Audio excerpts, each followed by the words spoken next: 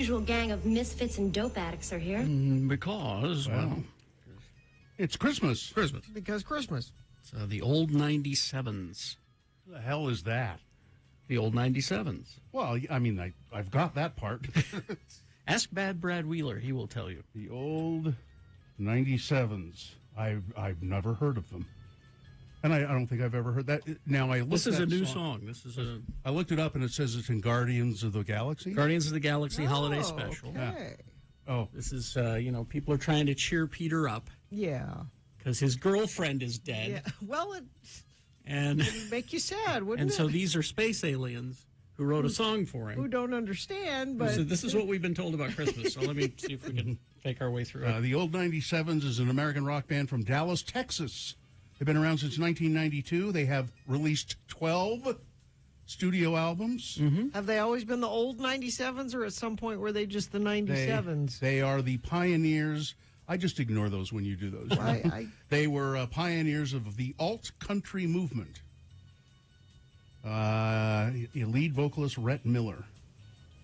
So they're very popular in Dallas, Texas. Well, that would make sense. Yeah, and they do tour, but So that Guardians Christmas special, was it? Yes. Was it just a nice little piece of candy? It was just a little piece of candy.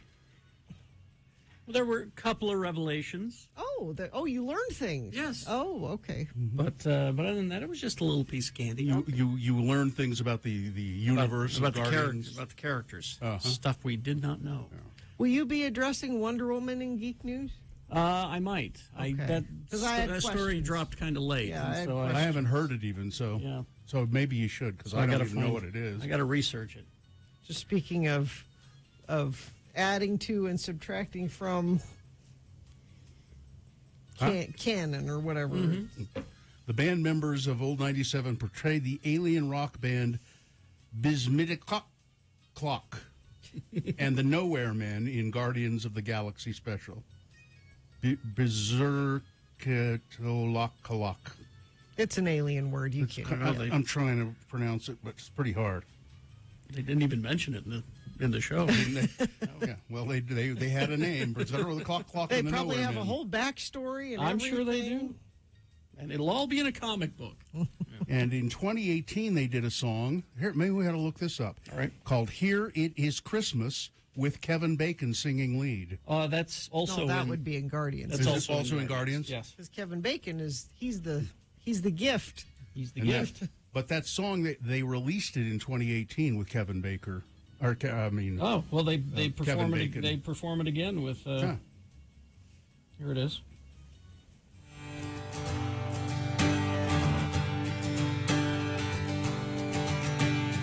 When we are born, we are swaddled and snuggled, whispered to, fussed over, tickled and cuddled. When we grow up, things get muddled, and here it is Christmas time. Will you stop by for a piece of delicious Got a good voice. peach pie while I tell you my Yuletide wishes? You can help me do the dishes, 'cause here it is Christmas time. And we all want someone who will love us and hold us. Well, you know that Kevin Bacon has a band, Yeah. Mm-hmm. With his brother. the Bacon Brothers. Yeah. Yeah. Yes, I did know that.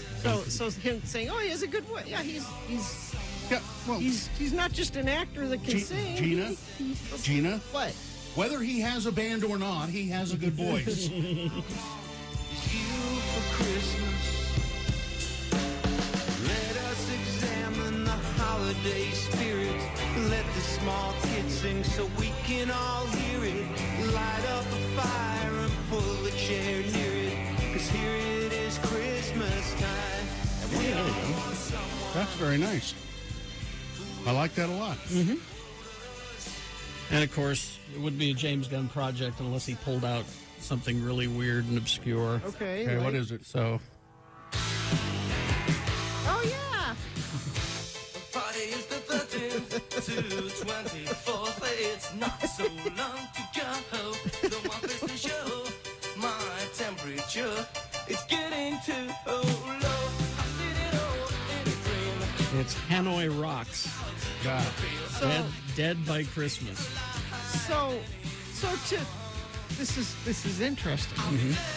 So other on this days we could have done. Oh? So John Lennon died on this day. We just talked about that not that long ago.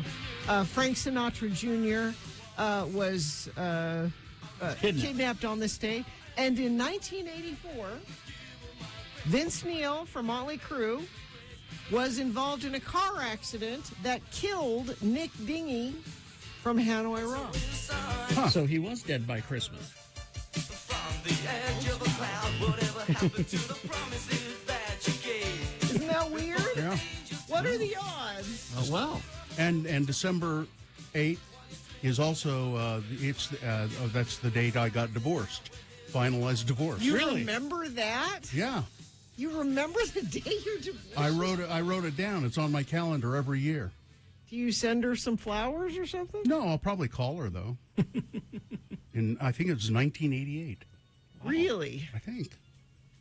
Yeah, I just write stuff like that down on a calendar. You know, like I know when my grandparents died, and when the day comes up, I just kind of get a little remembrance, and you know. Remember, it's for your marriage. Yeah, I mean, yeah. It was a pleasant, not for her, but it was a pleasant 20 years. Not for her. Or For 19. me, I was fine. Yeah. But I'll do okay.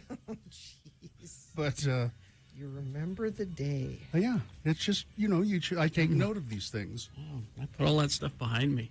I don't remember any of it. Do you remember your anniversary? Your first anniversary? No. No, you don't even. Oh, yeah, I do. I know my first anniversary was March 20th, and we got married and came to Salt Lake City for a honeymoon, the big city, yeah, and stayed at the Triarch Travelodge which is no longer there. and went to the zoo.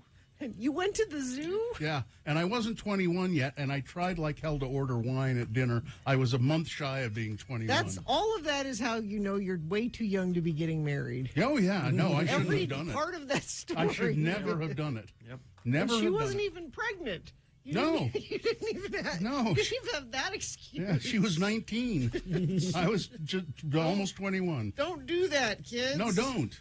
They don't last. Well, I was married to her for 20 years. Yeah, it was. I remember going to the zoo, and that also fostered my lifelong hatred of raccoons, because they used to have this thing at the zoo. They're in the center, and it was like a pit, and they had raccoons in there. They couldn't. I guess they couldn't get out, but they were accessible. And I was leaning over to look at them, and I had a letter in my pocket, and it fell out of my jacket pocket, and the raccoons grabbed it and took it and started washing it. It's weird. It's a weird memory to have on your Yes. honeymoon, isn't it? Well, that's how you know you're too. Going to the zoo should not be an activity you want to do on your honeymoon. That's not a honeymoon activity. Well, did you write down the day I got married? Because I'm getting quizzed right now. No, I should have though, because is your wife quizzing you? Yeah. Because I did go down to Las Vegas. You did. Geez, I don't know. I want to say it was. I know I had a summertime. baby. I It- had a baby. So Was that, it- which is why I didn't go to your wedding. No, it was I- summertime though, right? It was spring. Or late spring. Yeah. Yeah. Sometime in April, maybe. I want to say April. Yeah. April or May. You don't know. April, May. In Oh, there. come on. You know. You're just It's kidding. in there somewhere. You got to know. I don't know. I don't write these things down. You should. because now your wife's. What do you mean you don't remember? It's April. Yeah, it was April. Okay. Pretty sure. That's close enough. Pretty sure. Yeah. You celebrate every day, don't you? I do. Every day. That was fun going to your wedding, I have to say. It was small, just a very small group of people in the little white wedding chapel there. What's it called? The Little Chapel of the West. of the West. And and I also ate at Steven Spielberg's Dive. Yes. Now, see, I was gonna say May 19th, but it's May 18th. So. Oh, well, my Your birthday's my May birthday 19th. is my birthday's May 19th. So Yeah. I should have remembered your Why I wedding. got it confused. I thought you were joking. You don't remember your wedding day? No, I was like, it's May. I know it's May. But I was trying to recall the day, and it was either the 19th or the 18th, or. That's close. If you get May, that's close enough. Yeah. Do you remember how many years? That's the hard part. Yeah. Well, it's 98, so do the math. Okay. 22.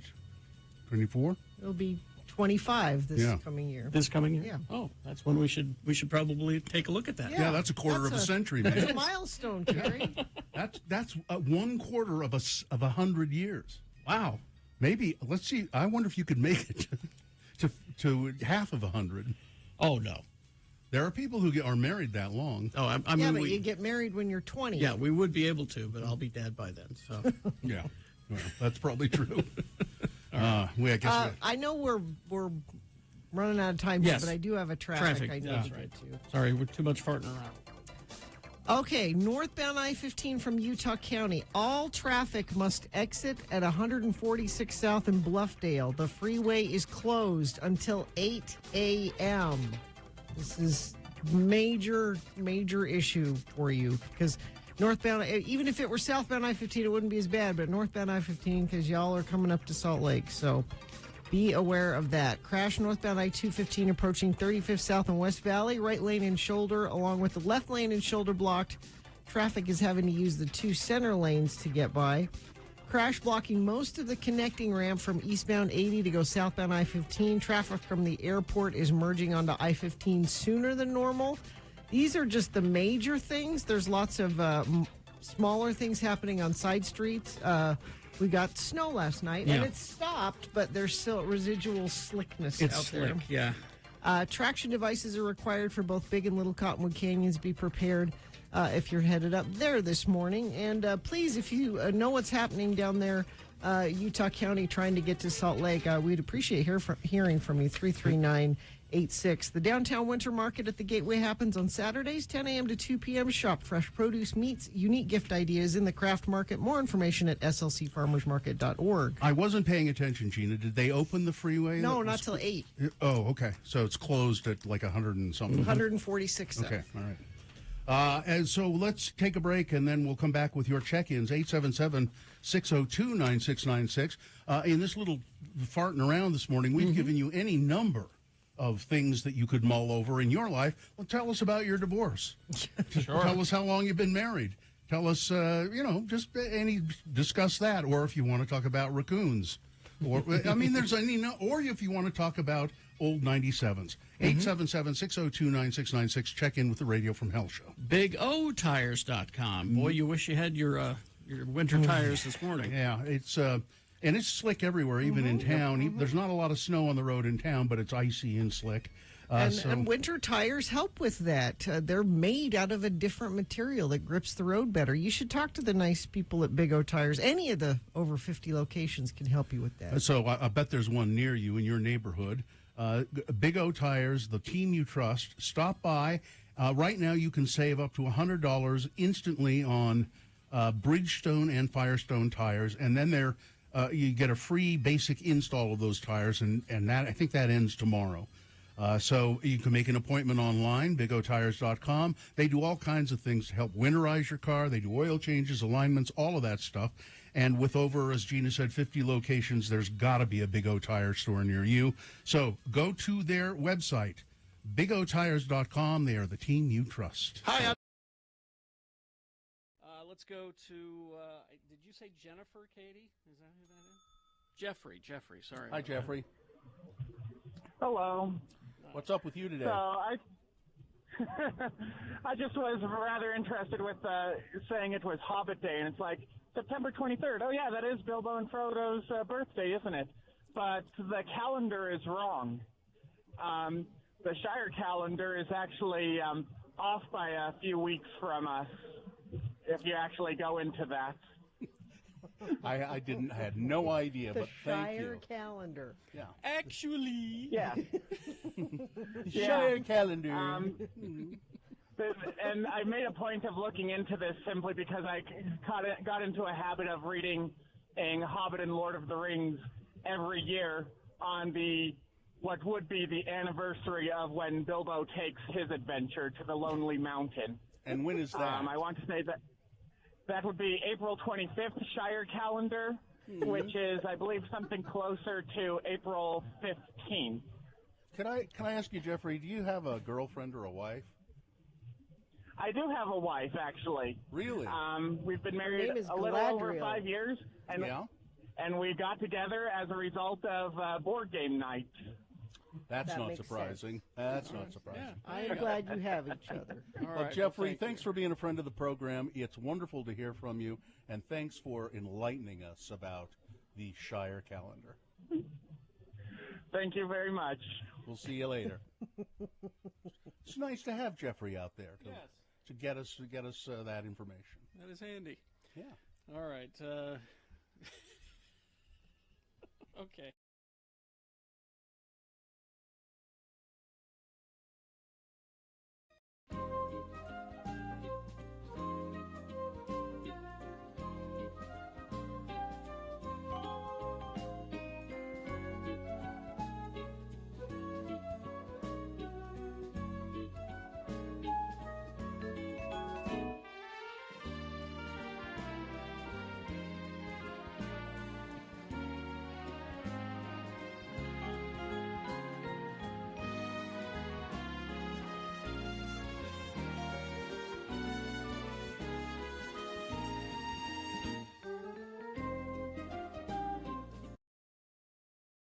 Now, did you find the Mitt Romney? I did find the Mitt Romney. All right, let and- me just read to you briefly where he did this.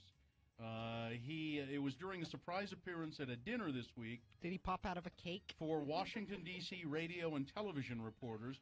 His top 10 list of reasons why he dropped out of the race for the White House earlier this year. Oh, now I found the David Letterman. Is this a different thing that Well, you're it says talking about? Romney. It says here Romney offered the David Letterman style list, written with the help of several campaign advisors at the Radio and Television Correspondents Annual Awards dinner Wednesday night. A video of the appearance is available on YouTube. Now, see, I've got the David Letterman. I don't know if this is the same thing. Why don't you do it, and I'll see if that's I also the same have thing. the other one, too. So. Top 10 reasons Mitt Romney dropped out of the presidential race. Well, here you have it. As topical as though torn from today's headline. Exactly right. Top 10 reasons Mitt Romney dropped out of the presidential race. Here we go, number 10. Harsh Midwest weather was murder on his split ends. Number 9. Is that This is not the Mitt Romney one. This is Letterman's, but let's see which one is funnier. okay? Wants to devote more time to his rap persona, P. Mitty. P. Mitty. Number 8. Polls show public doesn't want a president who looks like a casino greeter. That's good. Number 7. Just couldn't compete with the Ron Paul juggernaut. Number 6. That's funny. Unveiling a new line of honey-roasted rom nuts. What? What? What? Honey-roasted rom Honey-roasted rom nuts. I don't know what's the matter with the guy. Number 5. That bastard Zogby had it in for him. Number 4. Apparently America's not ready for a white male president. Number 3. That's a good one. Number 3.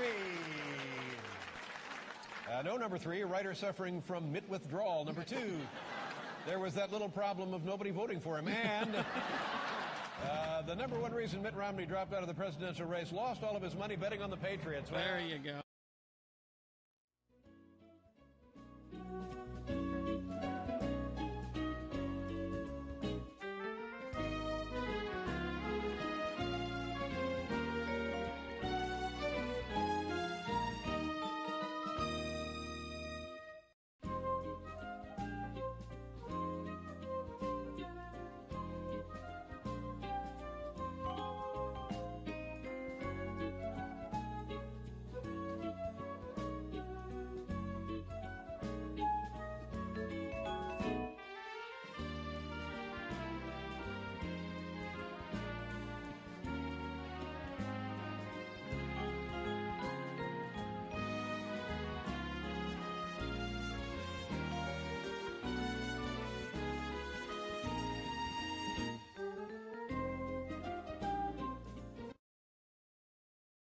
We dare you.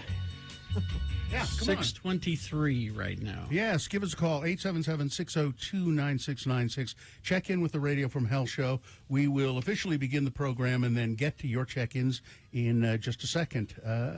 Gina. Let's see. It's the Traeger Grill's X Days of Xmas on X96. Listen every weekday to win different prizes every day at 9 a.m., 1 p.m., and 5 p.m. Enter to win a grand prize at X96.com that includes each daily prize and a Traeger grill. Listen today. Starting at 9 o'clock, we'll give you a keyword, and you'll text that to 33986. Our prize today is a $100 Sportsman's Warehouse gift card. The hunt for the perfect gift just got easier with the help from Sportsman's Warehouse. The sun today will rise at 7:38 and then set at 5:02 p.m. The moon, it's still considered full. It's 99.8% of full, but it really on the wane now. It's going to fade away. Moon will rise today at 8:21 a.m. Today being Thursday. It's the 8th day of December, the 342nd day of 2022. And this is the, divorce doesn't have to be a bad thing. No, I'm in Edition favor of it. of the Radio from Hell show. The show that promises you false and misleading statements on a variety of topics. Starring Kerry Jackson, Bill Allred, Gina Barberi, Katie for short is our producer, and we have Dawson and Cameron Diaz helping out as well. It's National Lard Day. Ooh. And so everybody praise the lard. And No, it's not that lard. It's. Oh, I praise the lard. You yeah. you love Oh, the yeah. lard? Your tortillas when they're made Yeah. with lard. and biscuits. Just oh, man. delicious, yeah. And it's Take It in the Ear Day. Take it in the what? Take it in the ear. Take it in the ear. Have no idea. And the people who do these things said, we don't know where it comes from either, but that's it. All right. All right. Let us begin with Cisco. Hi, Cisco. How you doing? Good. How are you guys doing this morning? Good. How are things in Tooele? It's cold out here, actually. Yeah. Yeah, I'm actually on my way to work right now. Are you having an anniversary? It says here you are. Yes, tomorrow I am having I think it's 13-year anniversary. Congratulations. Cisco, don't ever say, I think it's 13. Be confident. Yeah, the reason I think is because, it's a month after my birthday, and it's actually a month after my daughter's birthday, too. So we've been as married as long as my daughter is old as she is. She's 13. There you go. So that's how I remember. And I'm sure your wife is lovely, and you have a trouble-free marriage, and you sail through life with joy and happiness. Yeah, hopefully she's listening right now. I don't know if she's awake, but if she is, happy anniversary, and I love you, Melody. Oh, that's very nice. Hey, Cisco, you don't by chance have a friend named Poncho, do you?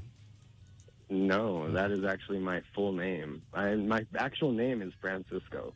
So Francisco. So I cut it down, and ever since I was a kid, I've been called Cisco. Yeah, it's cool. What I did there was a very obscure reference. There was a cowboy named the Cisco Kid, and he had a sidekick named Poncho. And Pancho Villa. Yeah, well, it wasn't Pancho Villa, but it was Poncho. Cisco, happy anniversary. Yes. Happy anniversary. Was it Melanie? Melody. Melody. Happy anniversary, Melody and Cisco. We'll see you later. See ya. You guys have a good day. You too. Bye-bye. Let's go to Jeremy. Hi, Jeremy. Jeremy's down in Orem. Good morning. Hi, what's up? I'm doing good. Good. What's up? I was just calling to share a fun fact with you guys. My uncle is the bass player of Old 97. Ah, really? What's his name? Well, I'll be damned. His name is Murray Hammond. And you're, so is it your mother's brother or your father's brother? My dad's. Yeah, that's pretty cool. Do you ever see him? Or? Oh, yeah. I get in free every time they come by. And they come to Salt Lake a bunch of times, huh? I don't know. I've seen them here maybe 4 times. Mm-hmm. It's one of those bands I would think that has a really solid following. When they go to a town. They do. Yeah, if you're in that scene, you are very much aware of them. I need a scene. You have one, I don't Gina. have a scene. Yes, you do. I don't think I have one. It's Tony Bennett and Frank Sinatra. Oh, okay. And I have a scene, too. Are you digging my scene? Tell me why I'm digging your scene. Jeremy, that's pretty interesting. Well, next time your uncle comes to town, bring him by the station. We'll put him on the air. Yeah, we'll talk to him on the radio and play their stuff. Yeah, they put on a good show. Because we have a feeling that, because Kevin Bacon was asked by James Gunn to be in the special, that Kevin Bacon said, hey, I have an idea. Yeah. These guys I worked with. Yeah, probably. Could be. Yeah, now I'm officially 2 degrees from Kevin Bacon. Yes, you are. Excellent. All right. Thanks, Jeremy. Thanks, Jeremy. Thank you. Yeah, thank you. All right. Isn't that's pretty interesting? Yeah. Let's see. A lot of people checking in via text. Almost too many. Johnny B. Yeah, lots of them. Corbin, the bookbinder, checking in. My wife is giving birth to our third boy on Saturday. Noah Indy Jones will be his name. Love you guys. Sure you want to do that to him? Yeah. I mean, Noah is okay, but you want to put Indy in there? Yeah. You named the dog Indiana, right? Yeah. I mean, and this next movie could suck. No, it's going to be great. All right. Traffic, Gina, please. Okay, so I-15 northbound is closed near 146 South. Crews are working to clear a multi-vehicle crash that involves an oil spill. An Amazon semi was northbound on I-15 near 142nd South when it jackknifed, blocking both the right lanes. It is going to be closed until 8 o'clock. Another semi-truck with 2 tankers full of crude oil was also traveling too fast for the conditions in the area, lost control, slid into the back of the Amazon truck. The tanker overturned, detached in the middle lane, spilling about 1,500 gallons of oil on the freeway. If you are trying to get from Utah County north, you're not. It's going to be closed for a while. And that's not the only issue this morning. That's the biggest issue. But there are weather-related issues all over the valley. Leave early and leave space between you and the car in front of you if you can. That's traffic. All right. Thank you.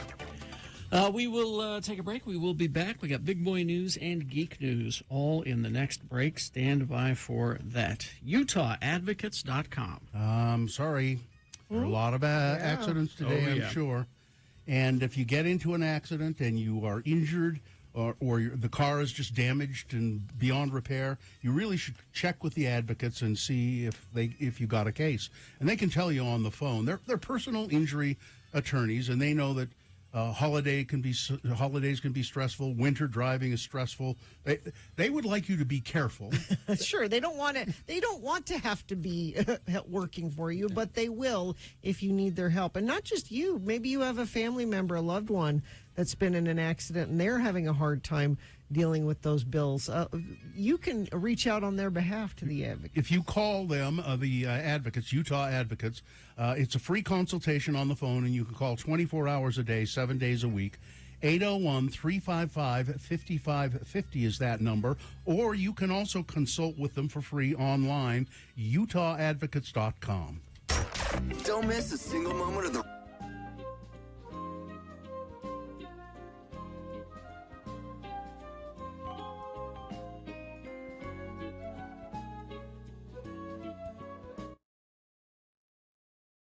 You remember some time ago, I got a solicitation from the Republican National Committee. Well, you're a registered Republican. All of us are, all three of us. And it came in the mail with, first of all, a survey, which they've sent back to me. I filled out the survey. You filled out the survey? Yeah, I filled out the survey. Did they send yours back to you? Or? Yes, this is mine. Well, that's strange. Well, I think I know why they sent it back to me. Okay. Now, on the survey, I didn't answer the questions the way they had hoped I would probably. Why. You didn't take it seriously. That's not why. Oh. Here's why. Okay. And they wanted a campaign contribution to the... Because that's really what this was. Yeah, that's what it is. Yeah. And so it was determined, we talked about it for a while, that I would make a donation of 10 cents. Write a check for 10 cents. And I did. Mm-hmm. It's right here. Oh, they sent that back too? They sent the check back for the 10 cents. And it was made out to the RNC, no dollars and 1/100 cents from R.W. Allred. And here's what I got, the letter I got about that. Okay. Dear contributor, your contribution to the Republican National Committee has been received, and we greatly appreciate it. Unfortunately, it is necessary for us to return your check due to the following reasons. Okay.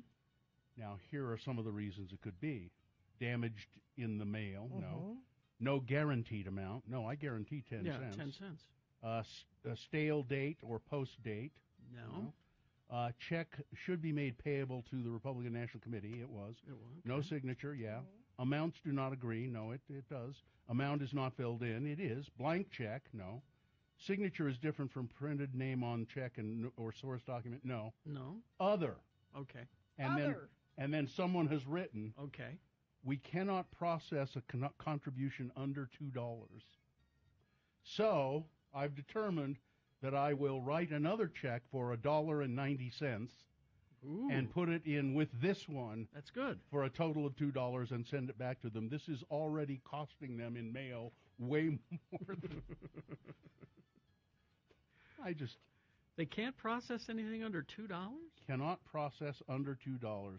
If you will send us a corrected check in the enclosed postage-paid envelope, we will be most grateful. We apologize for any inconvenience this may cause you. Thank you for your cooperation and loyal support of the Republican Party. Loyal. Josh Fisher, Chief Financial Officer. Josh? So I'll just write a check for $2 maybe. No. Huh? Well, no, I think because the point was cashing a 10-cent check would cost them more than the 10 cents. It's already cost them more in sending this back. Make it out for $1.89. Well, that'd be 1 penny short of $2. Yeah, it would. They'll send that back too. Yeah, they will.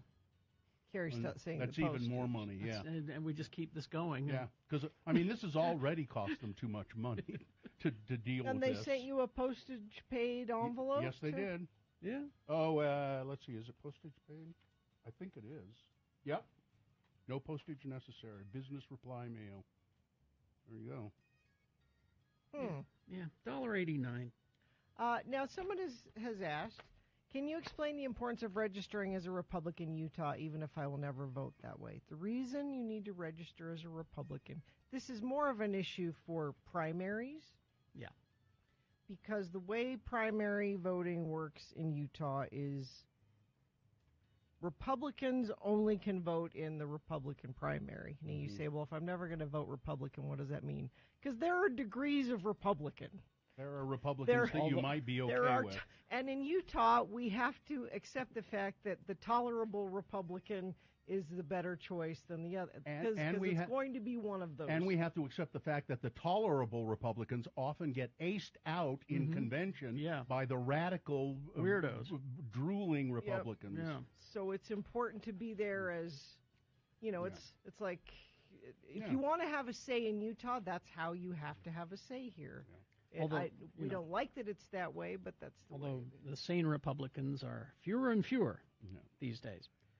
There's still always a choice between, and there's always one that's worse. This business reply envelope, to go back to this for a second, this is interesting. It is no postage necessary if mailed in the United States. However, it says, and there's an arrow, by using your own first-class stamp to return this envelope, you will be helping save much-needed funds. Thank you. $1.89. Yeah. So if I put a stamp on this, that means that helps them. They save this postage. Yeah, you don't want. No, I'm not going to. No, I'm not. No. No. Do I have stupid written on my forehead? Yes. Actually, you need to. Is it still there? It's still there. Shoot. He fell asleep yesterday. That's what happened. Damn it. And then last week it was penis. Those kids of yours. I don't get it. Keep this going, Bill. You're not just wasting their money, but wasting their time. And it sounds like they're ungrateful. Well, I don't know. They were pretty straightforward. I think they're ungrateful. They.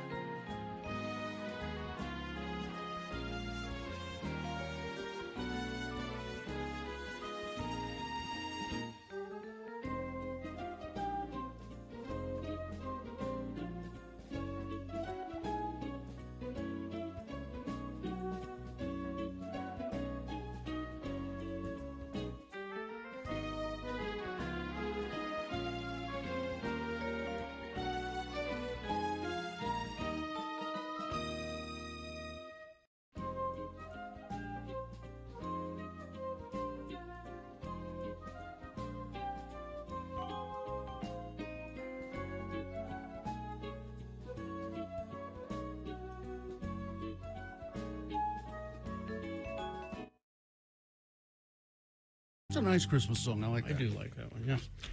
Let's see, it's 6:40 right now. We got some geek news coming up, but first, big boy news and Opinioendo, brought to you by... Cold, flu, and COVID season is here. Boost your immunity now with Prime IV Riverwoods. Get a hydration drip, vitamin C with zinc, and B12 drip for just $79 introductory offer. Call 385-383-6291.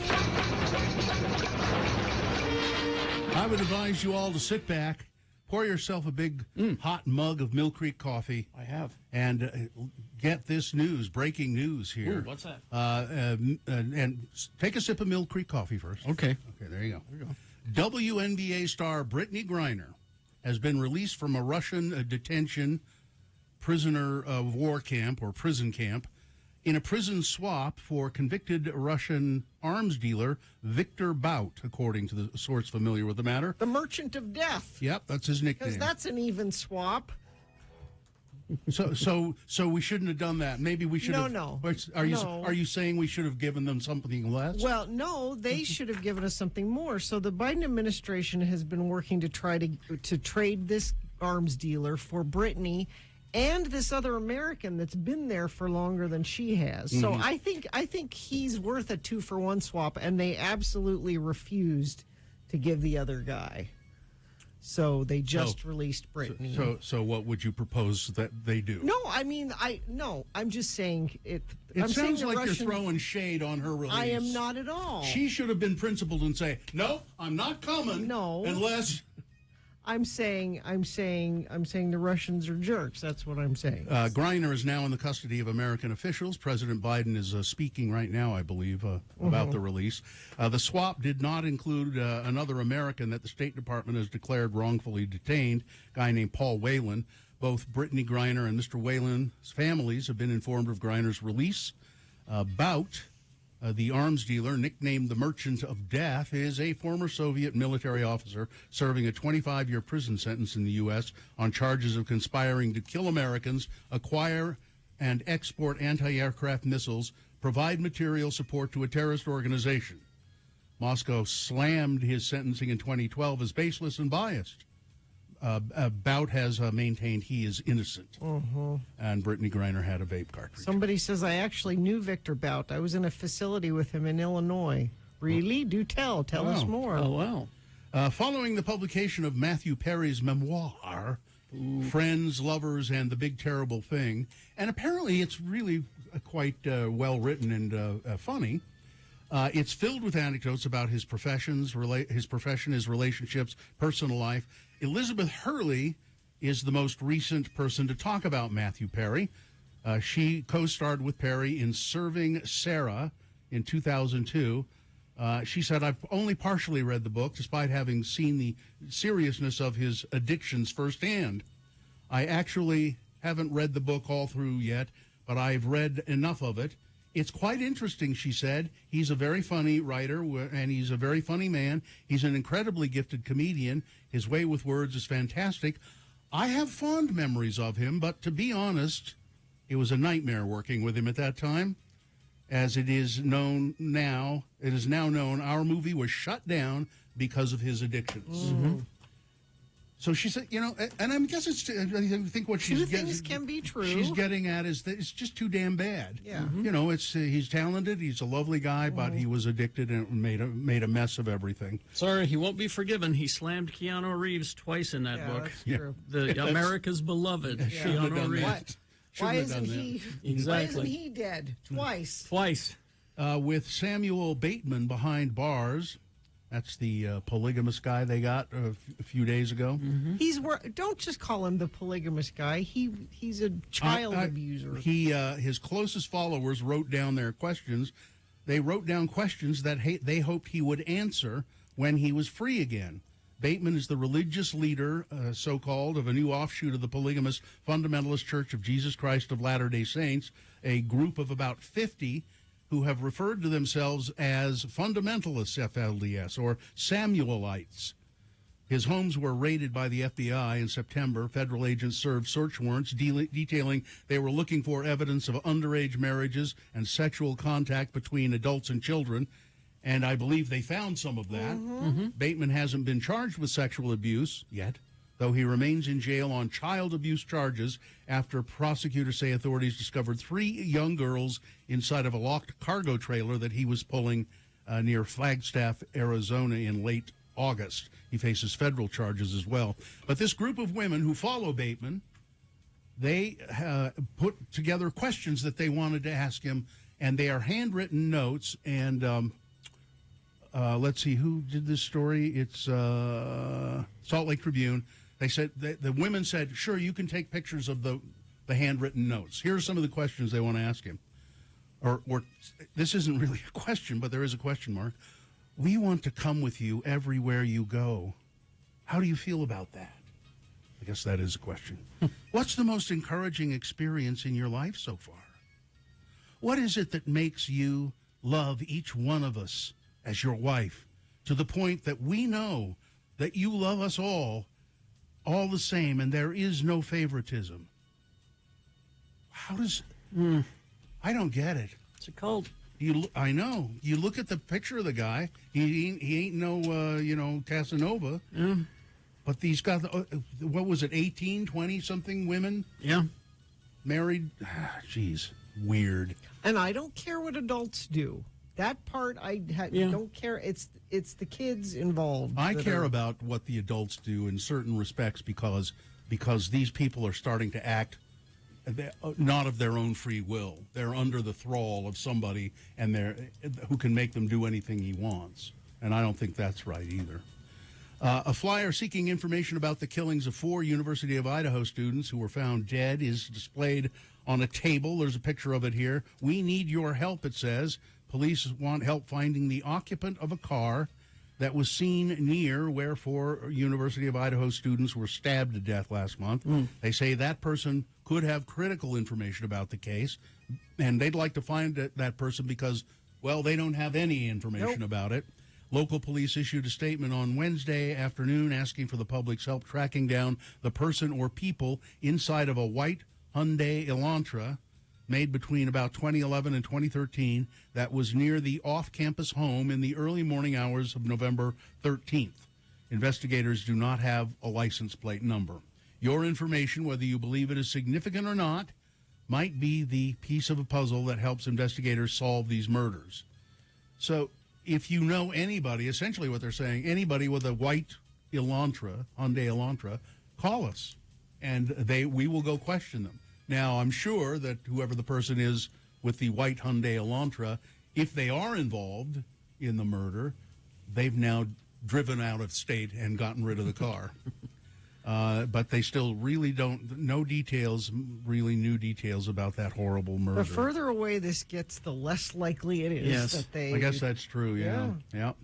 Investigators who have found nearly 24 shell cases from a high-powered rifle are zeroing in on 2 threads of possible motives centered around extremist behavior. This is domestic terrorism, let's just call it that, for the weekend assault on 2 North Carolina electric substations, according to law enforcement. The news comes as the primary utility company in Moore County is restoring or has restored most of the electricity. Officials said that they announced a total of $75,000 in reward money for any information about who shot up those 2 substations. Now, one thread involves the writings by extremists on online forums encouraging attacks on critical infrastructure. There's a whole bunch of stuff saying, not just here, but to you people who want to be with us and overthrow the government, a good thing to do is go shoot substations. Well, and it's a domestic terrorist standby. It happened in California some years ago. The second thread looks at a series of recent disruptions of LGBTQ plus events across the country by domestic extremists. So that's going to be the thing in 2023. Great. Yeah. Let me just get the bad taste out of your mouth with this, please. Top of the morning to you breakfast enthusiasts. The Lucky Charms, they're coming out 2023. Lucky Charms s'mores. will make their debut. Now, usually I poo-poo the Lucky Charms special flavors because they're not that special. Yeah. This one is different. Okay. These s'more-inspired cereal will feature a trio of traditionally shaped white marshmallows, graham squares, and chocolate-flavored whole grain oat morsels. So they take the regular Lucky Charms, the non-marshmallow ones, make them chocolate. Yeah. And then they throw in like a golden graham. Yeah. The marshmallows in the shape of colorful symbols of magic and good fortune will still be present in every bite. In addition to topping the chocolatey graham crackery goodness with your preferred milk or simply eating it dry, which I would do, they suggest mixing Lucky Charms with marshmallows, making marshmallow treats with s'mores. Yes. Yes. There you go. Do that with Boo Berry and Frankenberry as well. It's also okay. delicious. All right. Sports weather traffic. Wow, even if you guys don't care about basketball, you should just watch the last 2 minutes of the Jazz Warriors game last night. What happened? It was crazy. It was wild. It was It was nutty. It was. It will make you like basketball. I heard about it. And then the Jazz won 124-123. That's a nice surprise. You should tell people what made it so incredible. Okay, so the Warriors had a 4-point lead with 13 seconds left to play. That's a lot. Then, so just in that, I don't have time to tell you to read this whole thing. I'll read it for you. The Jazz managed to win in 13 seconds when the Warriors were 4 points. Yeah. Yes. We need to get to Geek News, which is why, and plus we've got Weather, bad traffic and yeah. weather. So the weather and traffic are related. Snow is done, but it caused major issues this morning. I-15 northbound is closed near 146 South.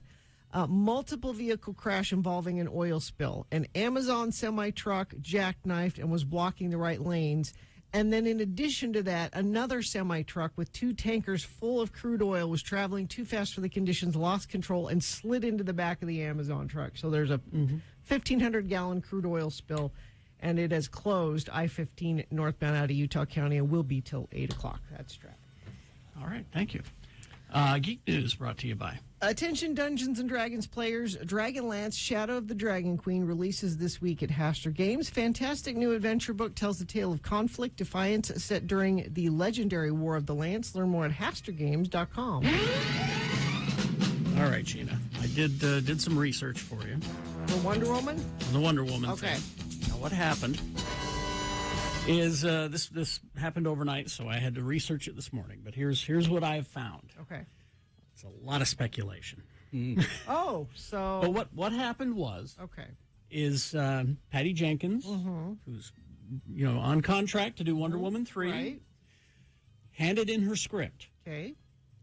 and was told this doesn't fit in with what James Gunn has in mind for DC because he's planning a whole arc. But why wouldn't they have told her that before? Like, when you're writing your script, make sure it covers these things. This happened some time ago. Or get with James while you're writing it. Yeah.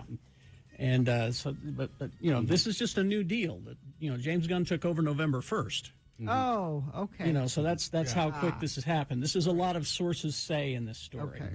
And so a lot of the speculation, according to the sources that the Hollywood Reporter found is that they don't know what James Gunn has planned. Neither does the head of Warner Brothers.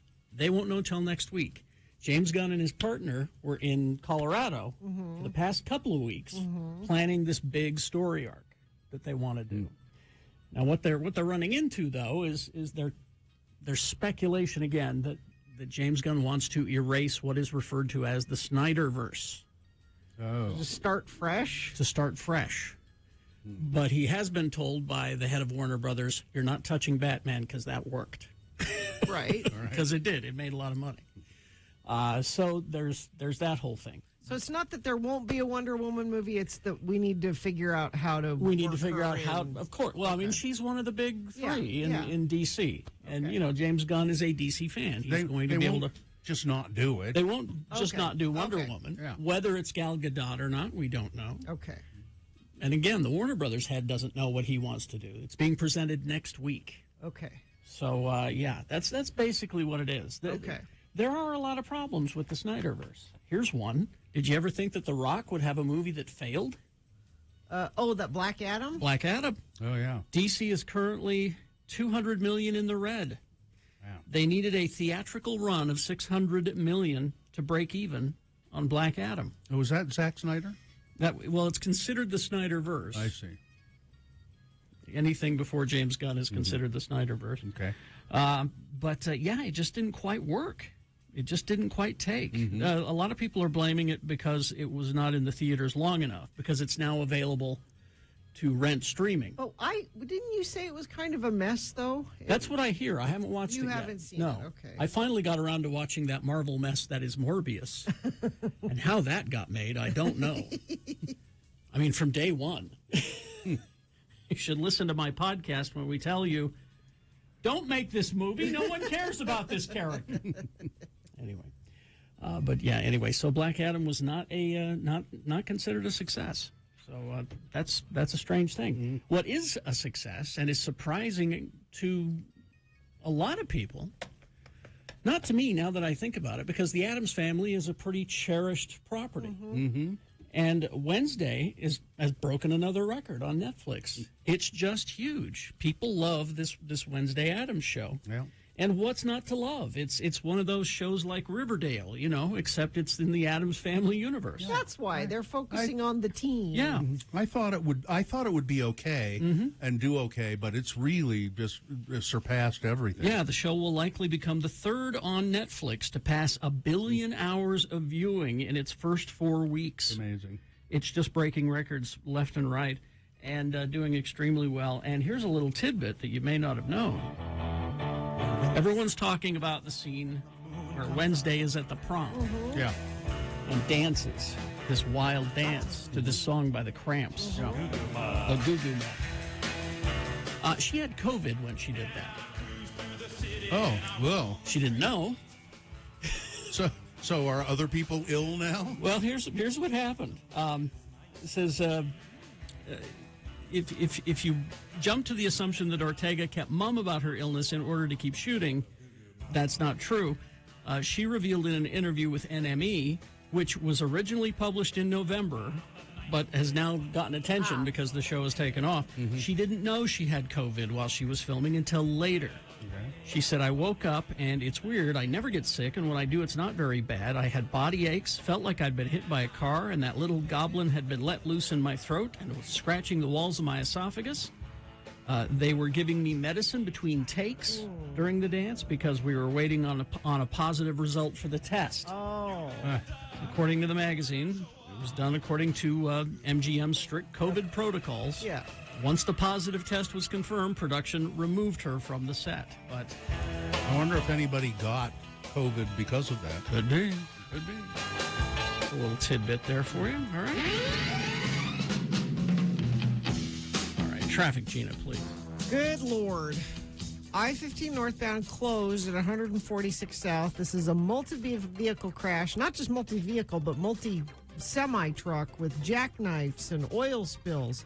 So there's that. It's a mess. They're saying that's not going to open till 8. I wouldn't be surprised if it goes longer than that. So set that aside while I tell you about traffic stopped on I-215 southbound from 47 South to Redwood Road. The freeway is closed there.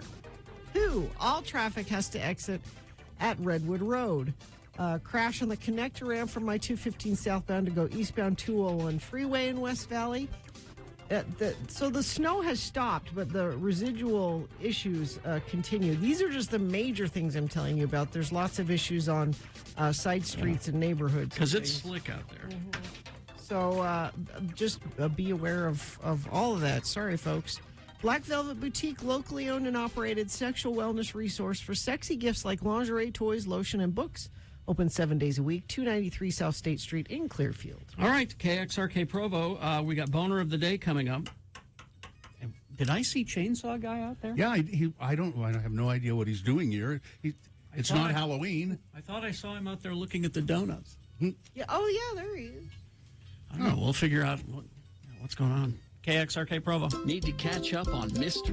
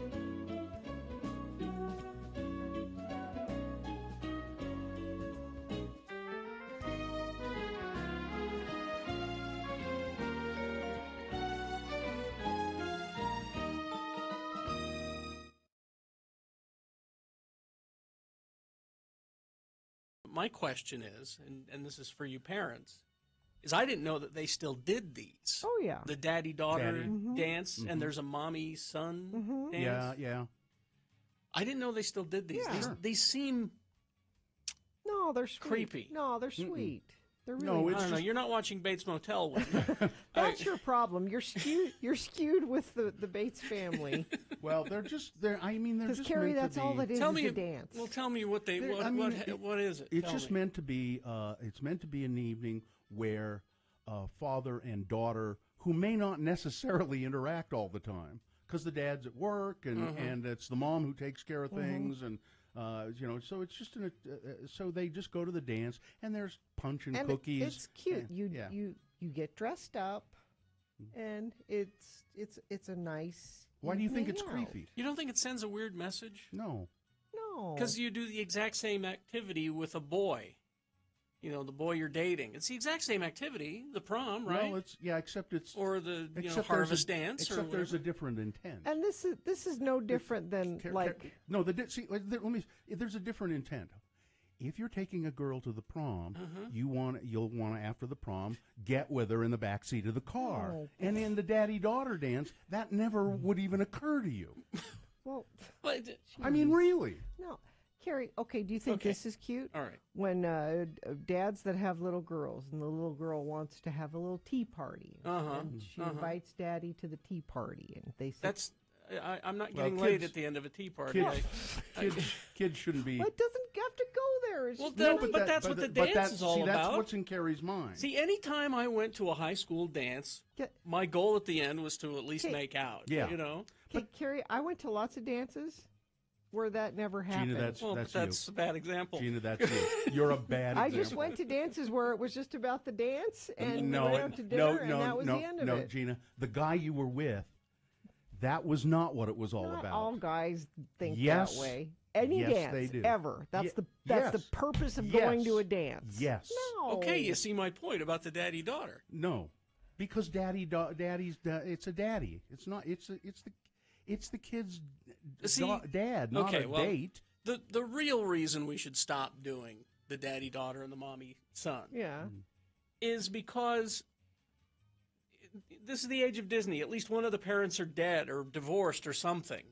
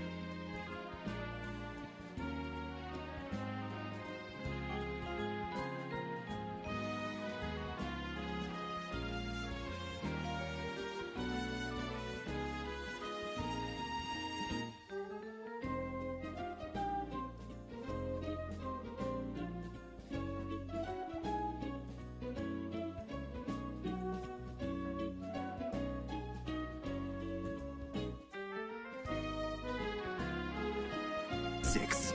Do I not understand human-dog relationships, or am I...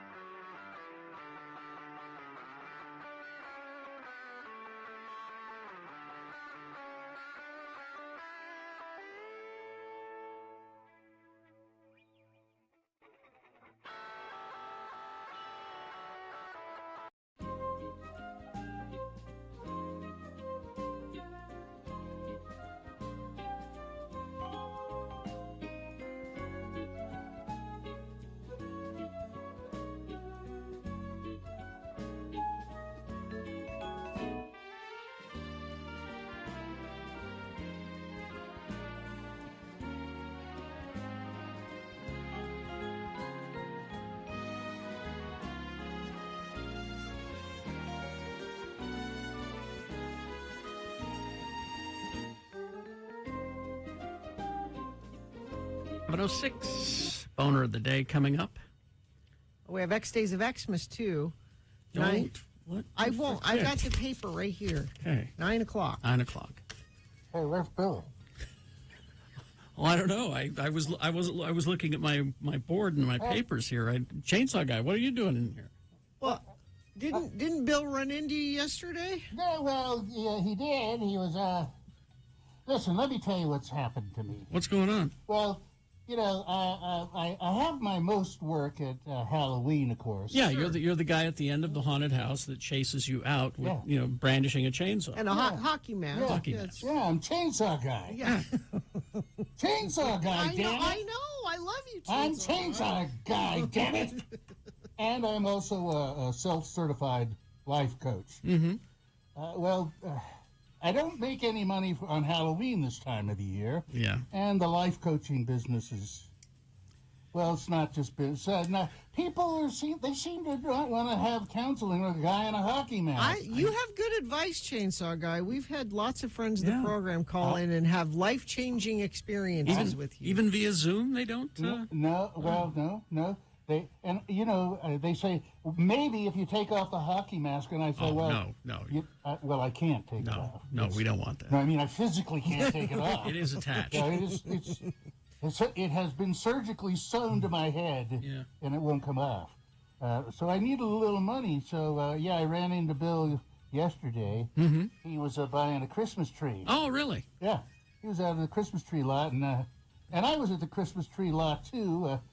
Were you buying a Christmas tree for? Well, no, I wasn't buying a Christmas tree. I love Christmas tree lots, you know. They smell so good. Yeah, they do. The pine scent. And the nice. people who run them, you know, those people from up there in Montana, they're nice people. I like them a lot. Kalispell. Yeah, that's right. Great people. So I was at the Christmas tree lot, and I ran into Bill. Yeah. Mm-hmm. And I wasn't buying a tree, though. You weren't You buying sound a a tree? little ashamed. No, I've taken an extra job. I'm working at the Christmas tree lot. Well, that's nothing to be ashamed of. Well, That's good work. They won't let me do much. What will they let you do? Well, I can only do one thing. When people bring their trees up to pay for them, I say, "Hey, would you like a fresh cut with that?" That's a perfect job. Okay. I just take it home, and I take all the cake out, and then I go, "Hey, but I have to cut it a little," and then they make me call it on the car. It's terrible, but I do all the quality, and you know, sometimes there are some people that have payment. Some people give you tips, some people don't give you tips, but please, and you know, there's a lot of hot babes buying trees this year. Really? Yeah. Wow. Woo-hoo-hoo. There's nothing for you to be ashamed of, Chainsaw Guy. I think it's a lot of people take seasonal jobs this time, you know, to buy Christmas presents. That's the only thing they let me do, though, is because I can't put the chainsaw down, really. So I'm not a good salesperson at the lot. I'm sure it might be kind of scary, you walking through the trees. Yeah, they didn't like that either. No. They said, "We need you right out in the open where people can see you. We're going to, as a matter of fact, sit here. We've got a flood lamp, and we'll put that on you so people can see you. Good. And then you just ask them politely, 'Hey, ma'am, would you like a fresh cut with that?'" That's what I do. Yeah. Give them a fresh cut with the old pulling. Right. Well, it's nice to see you outside of Halloween time, Chainsaw. And I'm making a little money on the side, so everybody have a Merry Christmas. And don't forget, Chainsaw Guy always needs chain oil. So if you're looking for something to give me for Christmas, chain oil would be good. Gift that keeps giving. You hear that, Santa? Yeah, chain oil. That's what I need. Right? All right, thank you. Chainsaw Guy. Nice to see Thank you. you, Chainsaw Guy. Can I have some of them donuts out there? Yeah, right over there. Okay. I think you have to swipe your card, though. I don't know. I don't have a card. What if I swipe my chainsaw? There you go. Maybe. Yeah. All right. Well, that was about as stupid as it could be. I don't know. I looked down at the schedule and I saw Chainsaw Guy Christmas. I'm like, okay, I'll go along with that. Now, maybe he could come back and sing carols. Maybe. He's caroling.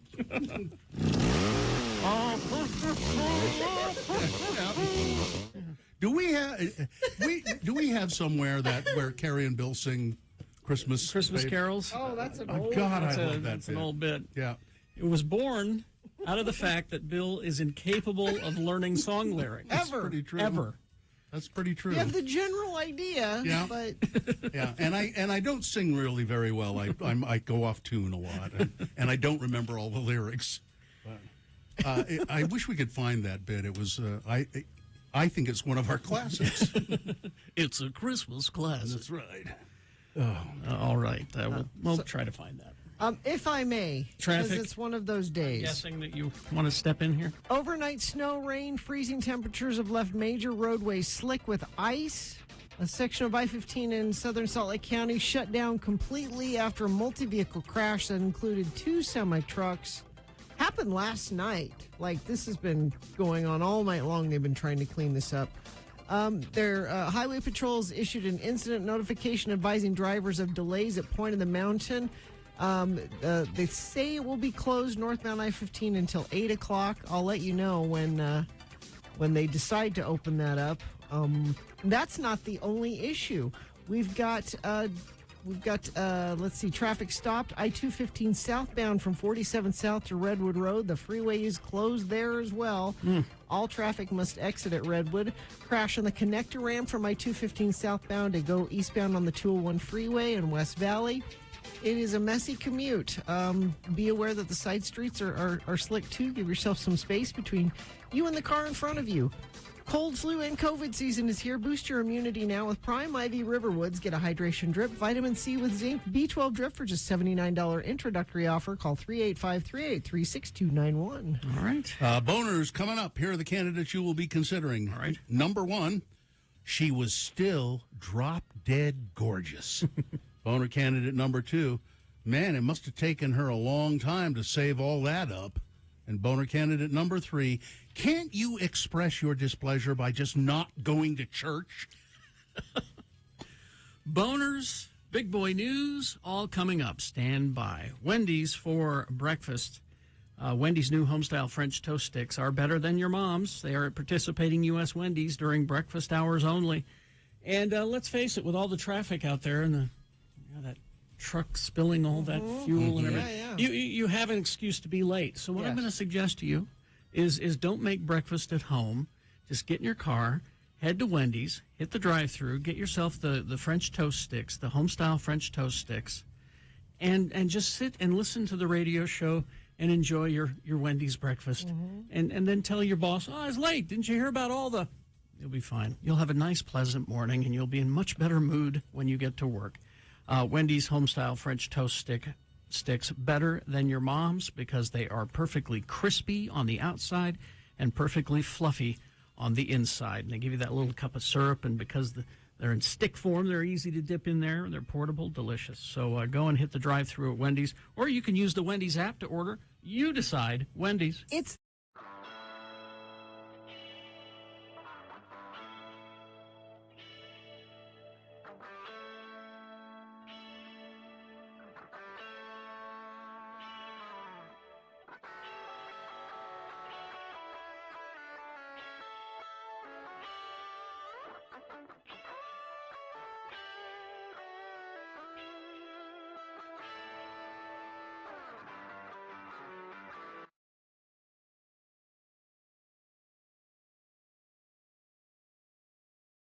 Today's word is barium. Spell it with me now, B-A-R-I-U-M, barium.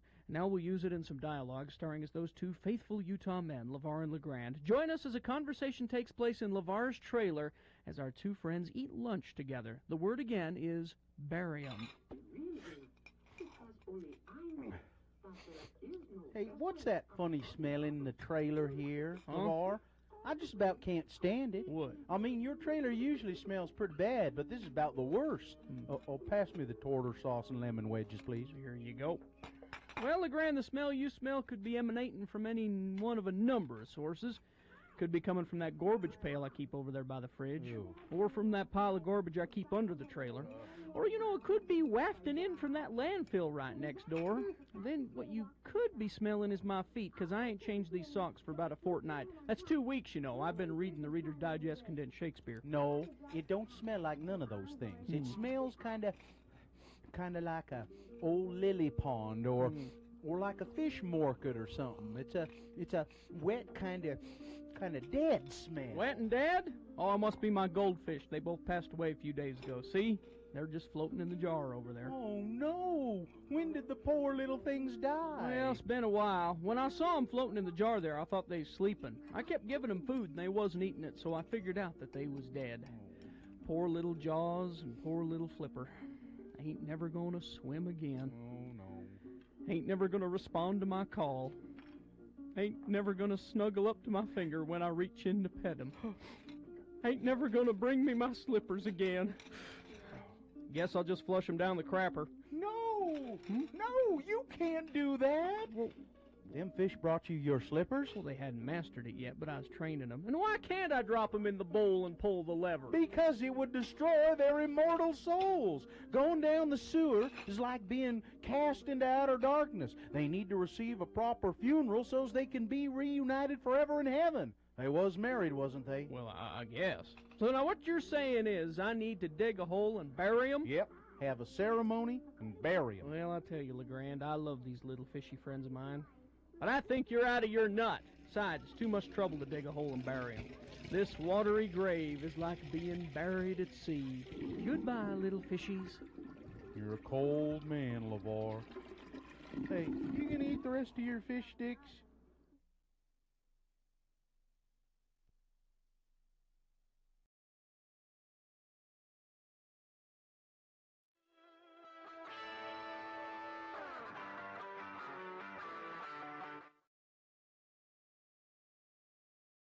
We have yet to talk about Wonder Woman 1984.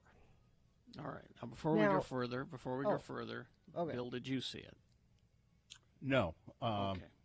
And I don't think I really care to see it. Okay. I didn't see the first one either, and I'm sorry. It's good. You should see that one. Why do you always do that? I say I didn't see the first. You didn't? What did I just say? I didn't see it. The first one was great up until it was very good. The climactic battle at the end, and then it had some ending problems. But other than that, it was terrific. So the second one, you go to the trouble to place it in 1984. I'm expecting a great soundtrack. Yes. Because the trailer, we had Blue Monday from New Order. Yes.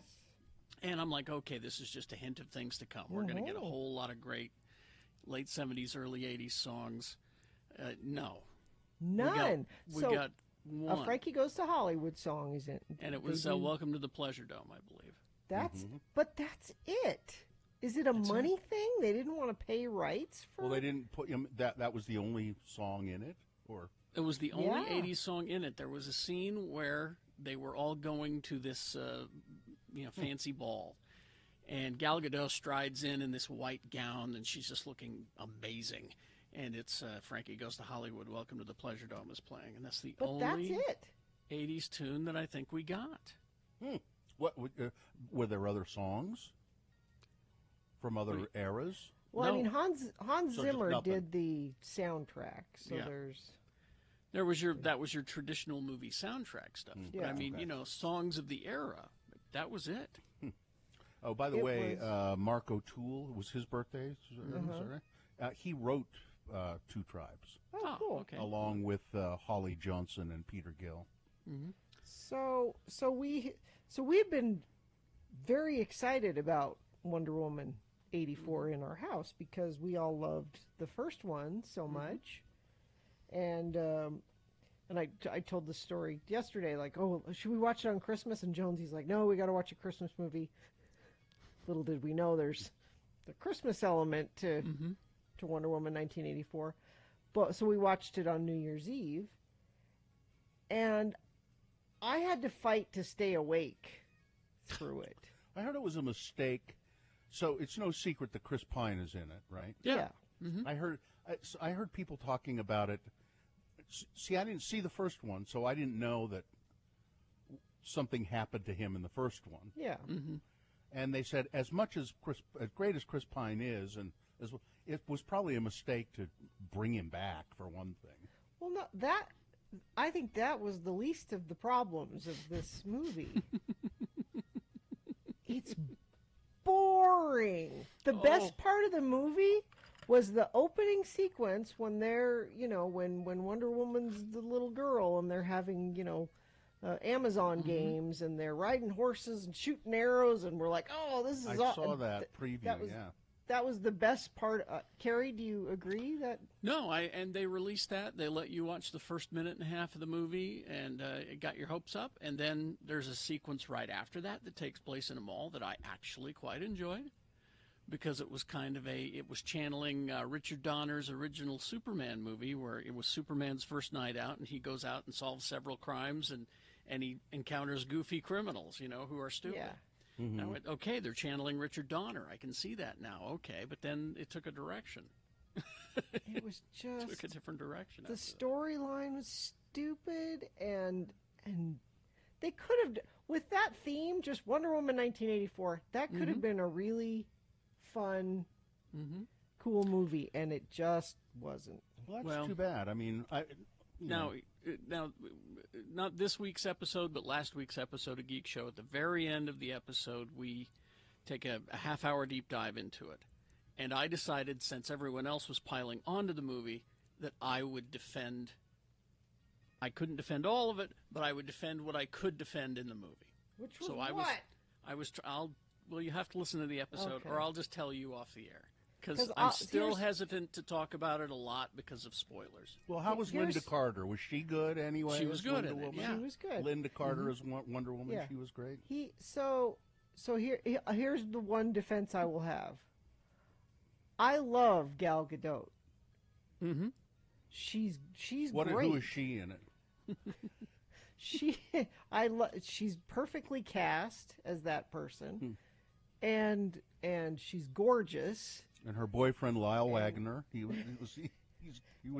gorgeous, and she's great with the action scenes, and so she is wonderful. So that's my one positive. I've got a bunch more on the positive side. Okay, but, it was okay, not great.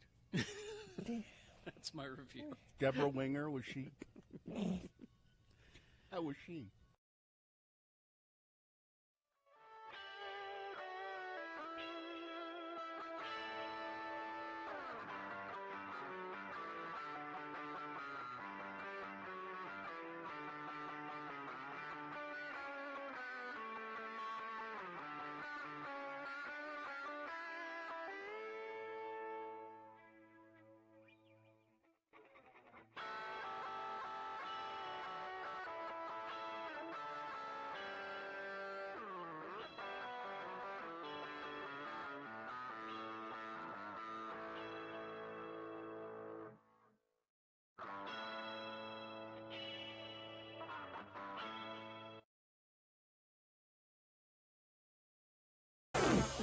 B-50. Twos? I have not heard that in a long time, and I forgot what a fun song it is. It's just fun. All right, 7:25. Let's get to Boner of the Day. 3 news stories. These will be examples of bad, stupid, funny human behavior. You will decide with your votes of these 3 candidates which one is the worst, which one deserves to be Boner of the Day for today, December 8, 2022. We'll give you 2 candidates now, a third after the news. Once you've heard all 3, then you will vote. One of you lucky random Boner voters will receive. I can't buy it, gotta win it. It would be a suitable Christmas gift for some, I think. The Radio from Hell Boner t-shirt. Boner candidate number 1, she was still drop dead gorgeous. I don't know why this happened, why these people did this, but they did. A family in the Dominican Republic exhumed their grandmother nearly a decade after her burial, only to find that the corpse was perfectly preserved, not according to the picture, x96.com/live, when Margarita Rosario was dug up at La Colonia Cemetery in Jarabacoa. She was found to still have a full head of hair, wow, some skin, and enough bones to be able to stand up with a little support. What? Hang on. What are we doing? That's she'd been in the ground for 10 years. A video shot outside of the graveyard shows a man holding the corpse up while a woman dresses her in a white nightgown. A small group crowded to watch the aftermath of the exhumation, some of whom captured the scene on video. Local residents expressed shock over how well Rosario had been preserved. She was a good person in life. That's why she is still preserved, offered one Jarabacoa local. While another, awestruck citizen, noted that the body keeps standing up and everything. Intact, incredible skin, as if the years had not passed, said a third. Others were not pleased that the family disturbed their grandmother's grave. Now just let your poor grandmother rest. Wow, said one of their neighbors. So they just wanted to change her clothes? I don't understand. What need did they have to take out the body, said a person in the town. Yeah. They don't even let the dead rest in peace anymore. The family did not say why they had exhumed the body. Okay, now this whole story is strange, but that is the strangest. Boner candidate number 1, she was still drop dead gorgeous. Here's boner candidate number 2. Yeah, it must have taken her a long time to save all that up. Mindy Jeanette Stevens, you get in here. The wife of an assistant fire chief in Electra, Texas, was pretty upset about something, and she went to the Electra Police Department last week. A police officer noticed a person making a suspicious deposit in front of the police station. He went outside to see what was going on, and he discovered 3 5-gallon buckets full of what appeared to be human feces. Ooh. The officer also saw a person clad in a hazmat suit, wearing a yellow mask, walking to an SUV with a trailer. He attempted to ask what they were doing, and a female stated that the buckets were human S, and she was dropping them off. She then got in the vehicle and drove off. A police lieutenant reviewed the surveillance video and recognized the woman's voice. Bolin, who was a local firefighter, reportedly told Wooten that he would raise a stink with Stevens and ordered her to come pick up those buckets or she would face charges. But the woman refused to clean up her mess and said it was not her problem. Well, 50 pounds, they figured, of human waste. My question is, or my thought is, it really must have taken her a long time to save all that up. It's not very clear here. All these boners have lots of questions. It's not very clear here. I think she's just off. Because it says here, in 2020, she was charged with aggravated assault after allegedly attacking a man with a set of keys. A motive for the recent smelly episode was not known. Boner candidate number 2, but it must have taken her a long time to save all that up. Coming up in a moment, boner candidate number 3. Can't you express your displeasure by just not going to church?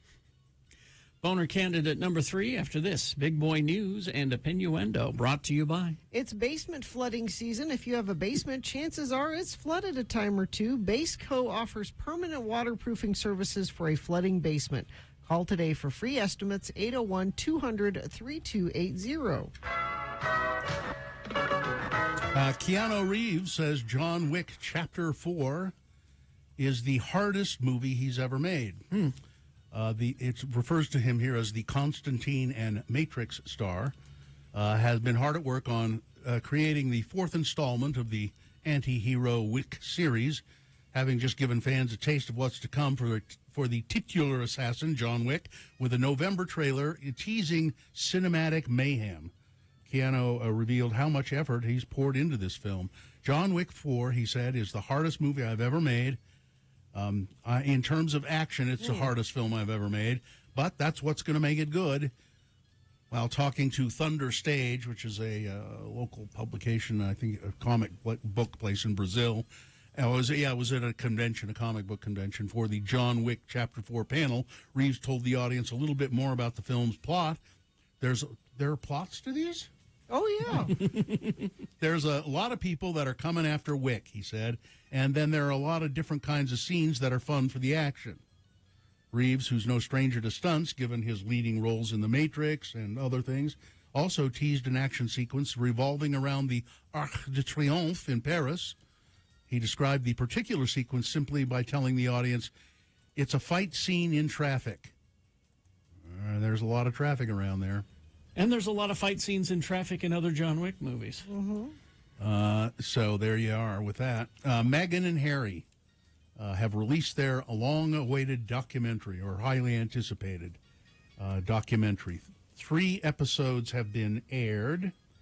Are they just trying to screw up the family? Is that what this is about? The Duke of Sussex appeared to take a swipe at his brother, Prince of Wales, and his father, King Charles, in the first 3 episodes of the Netflix documentary Harry and Meghan. Prince Harry said of men in the royal family, the temptation is to marry someone who fits the mold. In what appeared to be a jab at his brother, the Duke of Sussex said, I think for so many people in the family, especially the men, there can be a temptation or urge to marry someone who would fit the mold as opposed to someone who perhaps you are destined to be with and love. The difference between making decisions with your head or heart, my mom certainly made most of her decisions, if not all of them, from her heart. And I am my mother's son, he said. They talk about the discriminations that they feel Meghan suffered at the hands of the royal family. Yeah. And I heard some British commentators early this morning talking about it, saying, there's really not been any great revelations here, but it's a wonderfully produced documentary which gives you a kind of a linear look at the whole situation and why it probably happened. And, I get the feeling that they come off, well, of course they do, but they come off very well in this documentary, and probably deservedly so. She looks absolutely beautiful in every scene or still that I've seen from it. And I saw pictures of, like, Harry playing with his kid. Yeah. And it's just delightful, you know? You should be able to marry whom you love. He's not That's faking true. it. That is true for all of us. And he's playing with his kid, and you can see Meghan in the background. And he's not faking it. He's having a great time. Utah Republicans are among those. No booze for that? Well, let me start again. I'm sorry. Utah Republicans are among those pushing for an end to the U.S. military COVID-19 vaccine. I didn't want to upset the consultants. And they could be successful if a version of the National Defense Authorization Act released Tuesday gets passed. The effort by politicians to end the pandemic-induced order is not supported by some of the military's top leaders, including the Secretary of Defense, who say, we need this vaccine to keep our soldiers safe. Do you want to be the best, military in the world? You have to not have them get sick when they all are together in close quarters. The House of Representatives version of the NDAA, a massive annual spending bill with the primary purpose of approving the Department of Defense budget for the year ahead, would repeal a COVID-19 vaccine mandate that's been in place since August of 2021. The inclusion of the provision comes after 13 Republican senators, including, of course, Mike Lee, signed a letter on November 30th refusing to vote on the NDAA if it did not remove the requirement for vaccination. These people are stupid. And there are lower level military people who say, "Well, no, we've had people not join because That's not of true. this." And like, well, what evidence do you have of that? Show it. And they don't have any. Well, and you have to have, sometimes depending on what branch of the military and what your specialization is, a dozen vaccinations for things. Oh, yeah. And this has always This been is the just case. one of them. Yeah, This is just one of many that are meant to protect you. Don't You're get it. living in close quarters, and we need you all healthy. Makes no sense, but there you go.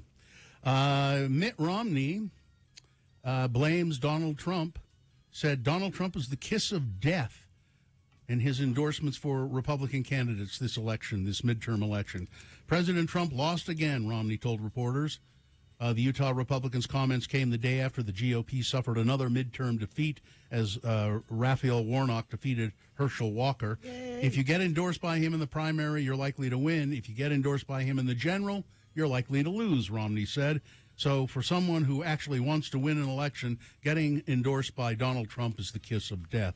Oh, Mitt Romney, by the way, there's a big to-do about the fact that he was apparently trying to grow a beard. He looks better. Let it go, Do Mitt. I look more like a human male? Yes. I don't know. I think he's starting to look more beast than man.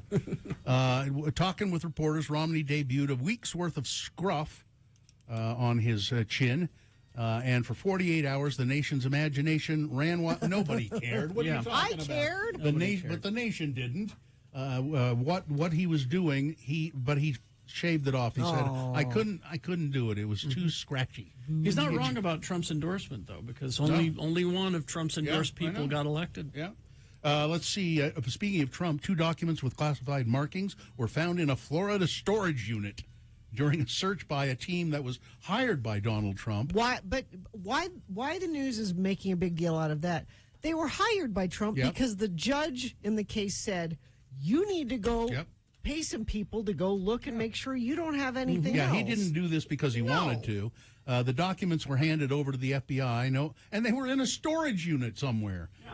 No other documents with classified markings were found during a search of Trump's 4 properties. They found the Ark of the Covenant in there, too. No, they did not.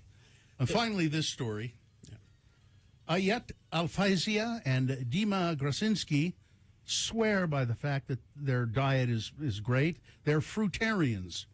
Their diet consists only of fruits and vegetables with occasional nuts and seeds.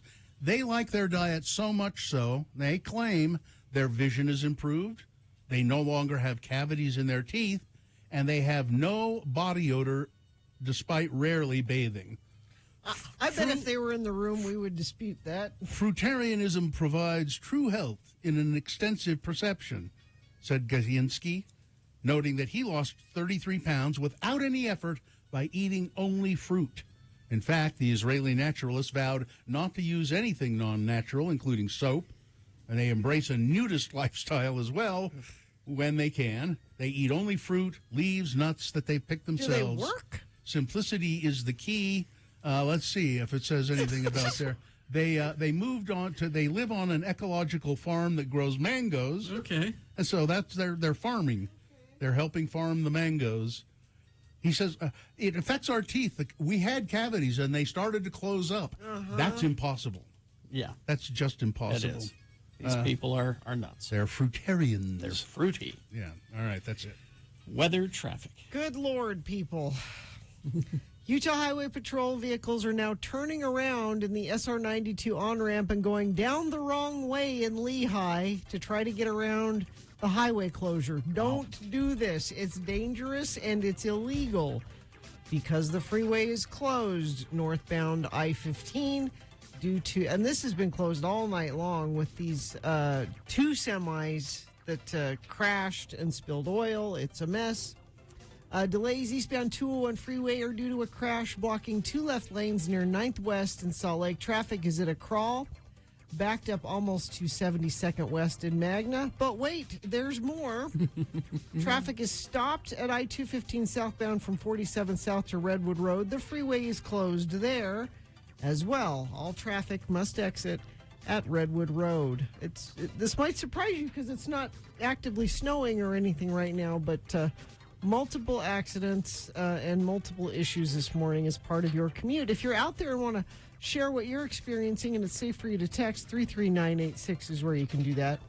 Sundance Film Festival is coming to Utah January 19th through the 29th. Online screenings January 24th through the 29th. Visit festival.sundance.org for tickets, special offers exclusively for Utahns. I apparently misspoke because a texter said, Bill, please, it's King Prince Charles. Excuse me. But it's not King Prince Charles. It's King Charles, but, he'll always be Prince Charlie to me. I like King Prince Charles. King Prince. Yeah, King Prince Charles. Here's boner candidate number 3. Can't you express your displeasure by just not going to church? Logan, Utah, law enforcement is investigating after somebody spray-painted profanity and vulgar pictures on the front doors of the Logan Tabernacle. The vandalism is suspected to have occurred between Saturday night and Sunday morning. Logan Police Lieutenant, or Captain rather, Curtis Huey, said an area leader of the Church of Jesus Christ of Latter-day Saints reported the graffiti to officers around 10 a.m. Sunday morning. The suspect appeared to have used black spray paint to write F. Joseph Smith on the front doors, and 3 obscene pictures were also pointed above the doorway. The tabernacle is currently closed for extensive renovation. The building is fenced off and surrounded in scaffolding. Captain Hooley said it appears the suspect was able to scale the chain link fence to get inside the construction area, didn't enter the building. No other damage was done except for the graffiti. Unfortunately, no security cameras in the area. Police are looking for suspects. Hooley said if anybody saw somebody suspicious around the tabernacle over the weekend, please contact law enforcement. The graffiti has been covered up now, but I mean, can't you express your displeasure with religion by just not going to church? Exactly. Jeez. Don't have to vandalize the tabernacle. Exactly. All right. All right, let's review the first 2 and vote. Boner candidate number 1, she was still drop-dead gorgeous. Family in the Dominican Republic, for some reason, exhumed their grandmother about 10 years after she had been buried.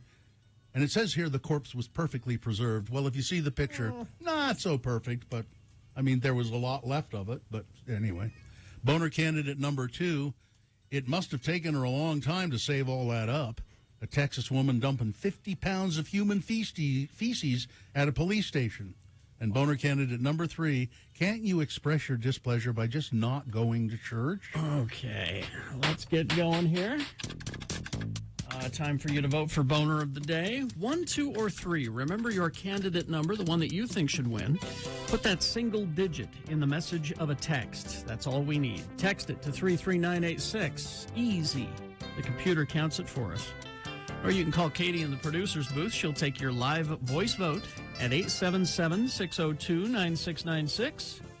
Or go online, x96.com. Look for the box that says Boner of the Day, December 8th, 2022. If you don't see that box, refresh your internet browser. It'll appear. Click and vote. Easy way to vote, all 3 ways. You only have 4 minutes to do it, so let's go. This is Boner of the Day. RandLife.com/X96. Yes, a local mortgage company, Rand Life, they hold my mortgage right now, as a matter of fact. I've done 2 refinances with Rand Life, and it's gone swimmingly, I must say. They're a local mortgage company, and they know the market very well. Well, listen, if you're looking to purchase a new home, Rand Life Home Loans has a loan program for just about anybody. If you're a first-time home buyer, there is down payment assistance for everybody in Utah, including 100% financing options. You go to randlife.com/X96 and you can learn more about that. Also, if you're building a house and you're worried about rising interest rates, Rand Life can lock your interest rate before the house. I mean, lock it in. Even though you're still building the house and rates may go up, that won't affect you. Rand Life can do that. They have all kinds of things they can do to help you with your mortgage. So visit randlife.com/X96 today.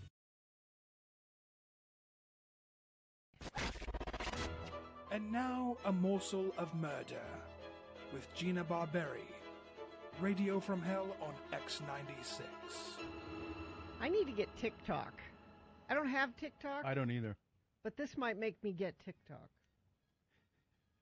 A woman who was excited to show off her cute vintage find was shocked, I tell you, when it ended up being a case for the sleuths of TikTok.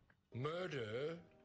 Paige Nicole posted a clip on TikTok of a brass lamp. She was initially thrilled with her cute find. A lamp? Look at this cute lamp I found. It's a lamp. I like going to vintage stores and buying things. Well, she plugged it in, and when the light shone on the shade, there was a mysterious stain. A splatter pattern, if you will. Oh. It looked suspiciously like blood. Blood.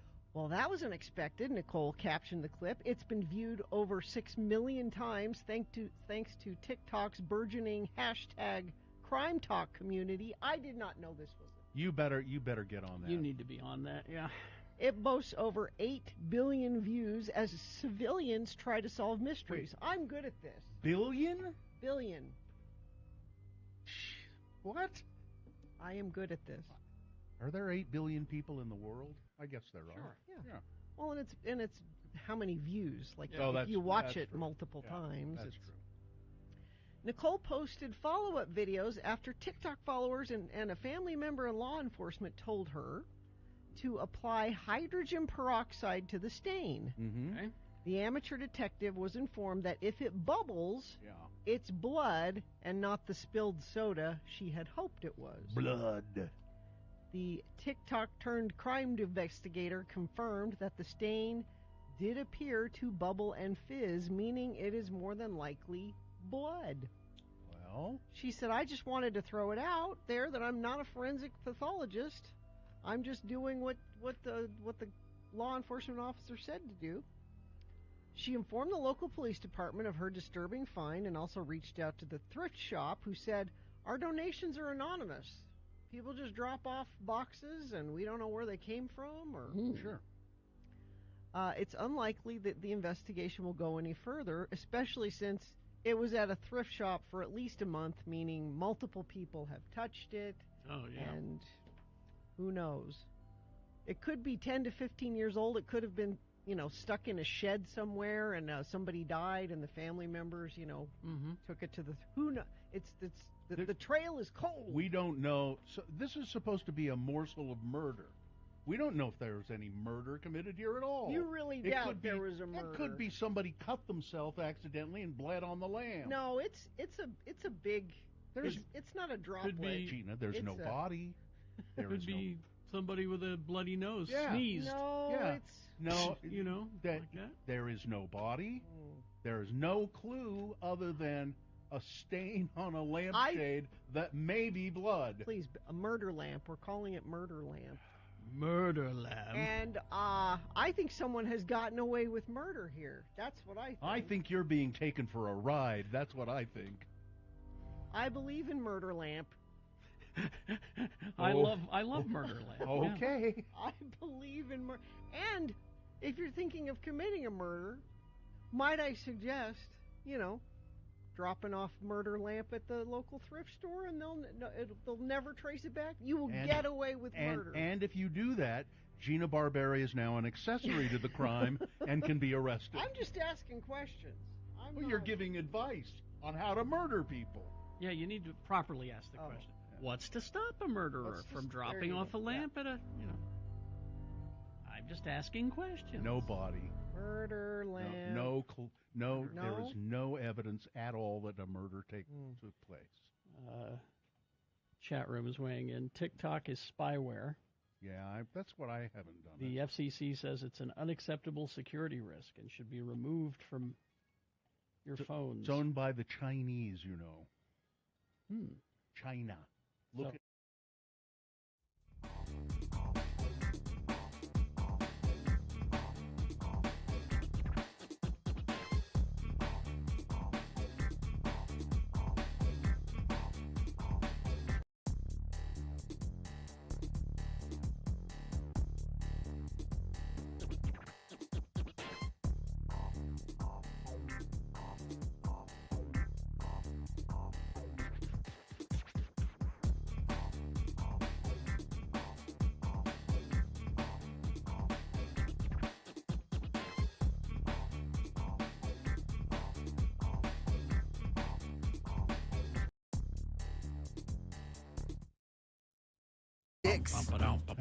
that show never fails to deliver. Bob's Burgers. 7:50 right now. Let's award Boner of the Day. And the Boner of the Day is brought to you in part by a delicious chicken sandwich. And Gracie's open daily for lunch and dinner, brunch, Fridays, Saturdays, and Sundays. Enjoy food, drinks, live music on their award-winning heated patio. Gracie's is at the corner of 3rd South West Temple, adults only. Let's see. The people who dug up their grandma came in third, but half 100 votes, or 58 votes, that's pretty good. Yeah. But that's third place. Boner candidate number 2, it must have taken her a long time to save all that up. Buckets of poop. And there's no reason given other than the woman is probably unhinged. She put them in front of the police station. 65 votes, pretty good. But over 100 votes, boner candidate number 3, the vandalism. Can't you express your displeasure with the religion by just not going to church? That's what I did. All right, there you go. That's a boner of the day for today, December 8th, 2022. Now qualified to be boner of the week. That'll be decided tomorrow at about 9:50 when Dave the Flower Guy comes in and just proclaims boner of the week. We were supposed to talk to the mayor here. Is she not? She is. She's afraid of our hard-hitting questions. Right. But I have I have this. Yeah, we really go after her. Oh, don't we just go after her. I got a Christmas card. I got 2 Christmas cards here, and I know Gina got one too. Yeah, I got one. The first one is pretty interesting. It's it says on the back of the envelope, Thomas Kincaid, painter of light. But he died. He sent you a Christmas his card. ghost. It's his Christmas card line, I guess. He's the ghost of Christmas. And and it's a nice envelope. Now, this has got glitter on it. But I'm going to forgive it. I will forgive it. And it's a Thomas Kincaid. The front of the card is a Thomas Kincaid. Ooh, that glitter's making me... Yeah. It's not terrible glitter. It's not coming off a lot. But I'll forgive it because, Carrie, it says on the inside of the card, Christmas, season of wonder and joy, the nicest time of the year. May Christmas bring you wonderful moments that become warm memories. Dear Bill, Merry Christmas and Happy New Year. Take care. Jamie! Jamie! This kid, who's now a man. Yeah, I was going to say he's not a kid. He was a little kid when he used to ride his bike down to the radio station in Ogden. Before, and it was before Carrie was there, and I was the first guy to kind of encounter him, and it was just an AM station in Ogden. But he listened to it, and then his mother called up a while later, and said, "I just want to tell you, I really appreciate how nice you are to my son. He means a lot to him." I think he was probably 12 or something like that. Yeah, just a kid. She said, you don't mind if he comes around to you, and I said, no, it's fine. Yeah. He's nice, and it's just fine. And he's just sort of stayed in touch with us over the years. Carrie got to know him as well. Yeah. And, he's an interesting fellow, and I got his address here. He's still in Ogden, so I'll send him a note. And then we all got a really important. Well, yes. I mean, this is an important Christmas card. Oh, I have an open mind. Does it have glitter on it? No, there's nothing. I wonder why. What? I wonder why they would pick us to get them. I mean, I understand giving them to really important media people. We're really important media people. I don't know. I don't know about that. I mean, I think this list was passed on is why we're getting it from her. Oh, maybe from Spencer Cox. Yeah. When he was lieutenant governor. That's very likely. It's just a hand-me-down list. That's very likely because Spencer likes. I think he still likes us. Actually, well, no, he does. If we called him, he'd say, "Sure, I'll come on." Oh, I'm sure he would come on. But but this is from Lieutenant Governor Deirdre M. and Gabe Henderson family.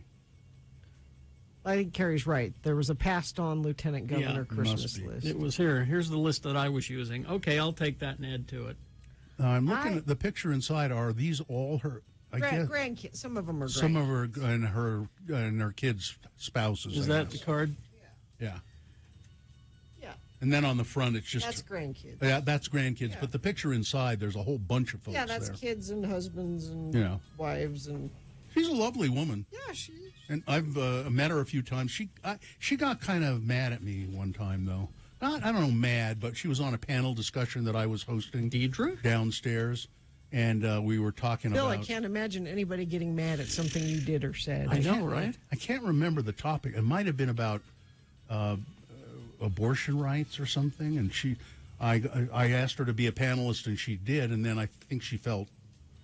Did you ambush her? No, not really. But I think you had a lot of gotcha questions. I think what's your opinion on this? Gotcha. I think she felt targeted somehow by the goings on the panel.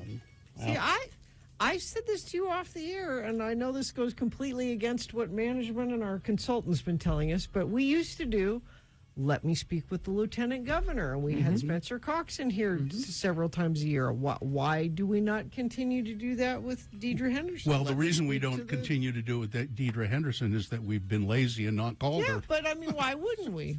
We should. We could. We should. I don't want to. No? Chainsaw Guy. How about we? How about Chainsaw Guy talks to Deidre Henderson? Yeah, how about that? That's what I would enjoy. That. No, let me see if I can convince you to do it. Okay. To want to do it. All right.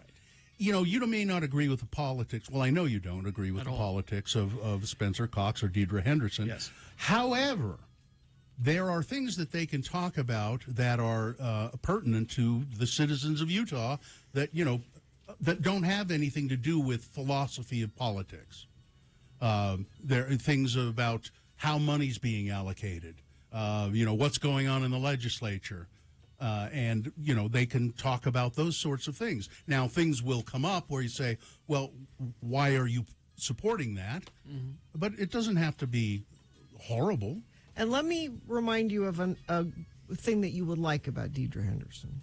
This is back before she was lieutenant governor. She was a female state senator. Mm-hmm. And do you remember there was a walkout because there was one of these ridiculous abortion bills that required women to undergo intervaginal ultrasounds. Yeah. Mm-hmm. And she, along with all the other women, maybe not all of them, many of the other women senators. She went against the patriarchy. Yeah, no, I'm giving you a positive. And when I was around her on that panel discussion, I liked her. She was a nice, pleasant person and not stupid. We'll have her back. We'll have her on. Well, first of all, she has to agree to it. That's part of the deal. She may not want to do it at all. Part of the consideration is that at least one time each appearance, I get to use this. Liar! You liar! I get okay. That's the only way you'll agree to it. That's part of the. It's like the Brittany Griner negotiations. Okay. We're gonna work these things out. I get to liar. Okay. You liar. But I think the point, Carrie, is they don't lie. They tell you exactly what they think. And you hate it. And I don't like it either. But they just say no. This is the way we think. We've been told to think that. You know what I don't like? The traffic this morning. So that crude oil spill northbound I-15 in Draper, 146 South, has caused 6 miles of stopped traffic backed into Lehigh. They were going to open it at 8. We knew that wasn't going to happen. They're now saying, well, maybe around 9 we'll reopen the freeway northbound I-15. If you're stuck, like, say, on SR-92, the Highway Patrol has said that people are turning around on the SR-92 on-ramp and going down the wrong way. Don't do this. It's dangerous and illegal. They know this is a frustrating situation, but don't drive the wrong way on a ramp. Also delays eastbound 201 freeway due to a crash, blocking the 2 left lanes near 9th West exit in Salt Lake. Traffic at a crawl backed up almost to 72nd West in Magna. And traffic is stopped I-215 southbound from 47 South to Redwood Road. The freeway closed there as well. All traffic must exit at Redwood Road. It is a nasty commute this morning. Mm-hmm. All right, we will take a break. We'll be back. Oh, yes, the Real Housewives of Salt Lake. Our friend Victoria watches it for us so that we don't have to, and she'll give us a report on the latest episode. I saw a tweet from her earlier. Jen Shaw's a criminal. We're going to get to that coming up. All right. She said not a great episode, but we did learn some things. So that's coming up. Stand by for that. Salt Lake Film Society. See movies that see you. I think that's a very interesting slogan. Mm-hmm. They are movies that take a look at the human condition a lot of times at the Salt Lake Film Society, and they have the Broadway Center Theater over there, and they're excited to bring back their holiday tradition. They're screening The Sound of Music. It's happening at the Broadway Saturday the 10th, and it's a sing-along. There's a live MC. There are a lot of people come every year and wear costumes. So the kids have a costume contest, and all the kids that dress up get a prize. The adults that dress up, it's more like a contest. Yeah, it's only $20, and that includes everything. I think there's a little bit to eat and stuff, Mm-hmm. So it's the sing along with The Sound of Music. It's a holiday tradition at Salt Lake Film Society. Get your tickets now before they sell out at slfs.org/tickets. So you may have heard yesterday me talk about I got bit by something over the weekend, and I shared it with you yesterday. It was on your ankle. It was on my ankle, and I sent some pictures to Katie. I don't know if she can put those up, but if you follow me on Twitter at RFHGina, you can watch the progression of the injury. It got ugly. It got really ugly. Yeah, so yesterday it was like a little, I don't know. It's just a blister. A blister. And I actually showed it to our good friend Dr. Cobble, and he said, yeah, you should be all right. You could just, pop it, put some Neosporin on it, cover it with a bandage. You're probably all right, which I did. Yeah. I was brave. Big I got girl. hydrogen peroxide. I got Neosporin. I did the whole thing, and I covered it with a bandage, and I said, well, I'll check it later. But it hurt, like throbbing pain. Yeah, that's a bad sign. So a couple hours later, I took it off, and it had gotten much worse, which I posted a picture of that on my Twitter as well. And it was oozy and a weird color, and it hurt. And so after much discussion and tweeting about it, because that's what you should really do, is tweet about it. I talked to my husband about it, and he said, I think you probably should go to the Instacare. This has gotten worse, not better. Let me know how it goes, babe. Yeah. You need a ride and home? I was a little nervous to go to the Instacare. So I went to the one on 4th South. And, Bill, is that the one where you went to get your COVID test? No, that was in a parking lot at a church. Yeah, this was. But they do a lot of COVID testing there. But it was closed. So all the COVID tents were there, but it was closed, which is weird. 9th East? 4th South, and right there.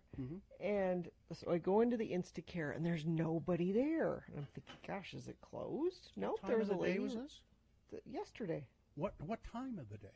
Oh, like 5 o'clock. And they checked me in and said, go wait over there. And I said, okay, this is so far. Because I was nervous about going. And while I was sitting there waiting, these 5 girls come in together. They all had masks on. And one of them goes up to the counter and she says, yes, I think I have a fever and I'm having a hard time breathing. And, she's listing all the COVID symptoms. I'm like, awesome. Now I'm in a waiting room with her. But why are these 4 other girls with her? You needed an entourage to Yeah, and they're come not to supposed the to do Instacare? that. They're supposed to go to the stations outside. Yeah. Well, they were closed. Oh. The stations outside were closed. But why do we need all these people in here? But they took me back, and I said, can you tell what this is that bit me by looking at it? And the doctor said, it's infected now. I can't tell what it was. But we can clean it out for you, give you an antibiotic, and then we're going to test the pus and see what kind of pus it is. Pus test. Pus test. Pus test. And he said, in order to clean it up, we're going to de-roof it. Which is exactly what it sounds like. They cut the top off of it and let it ooze out.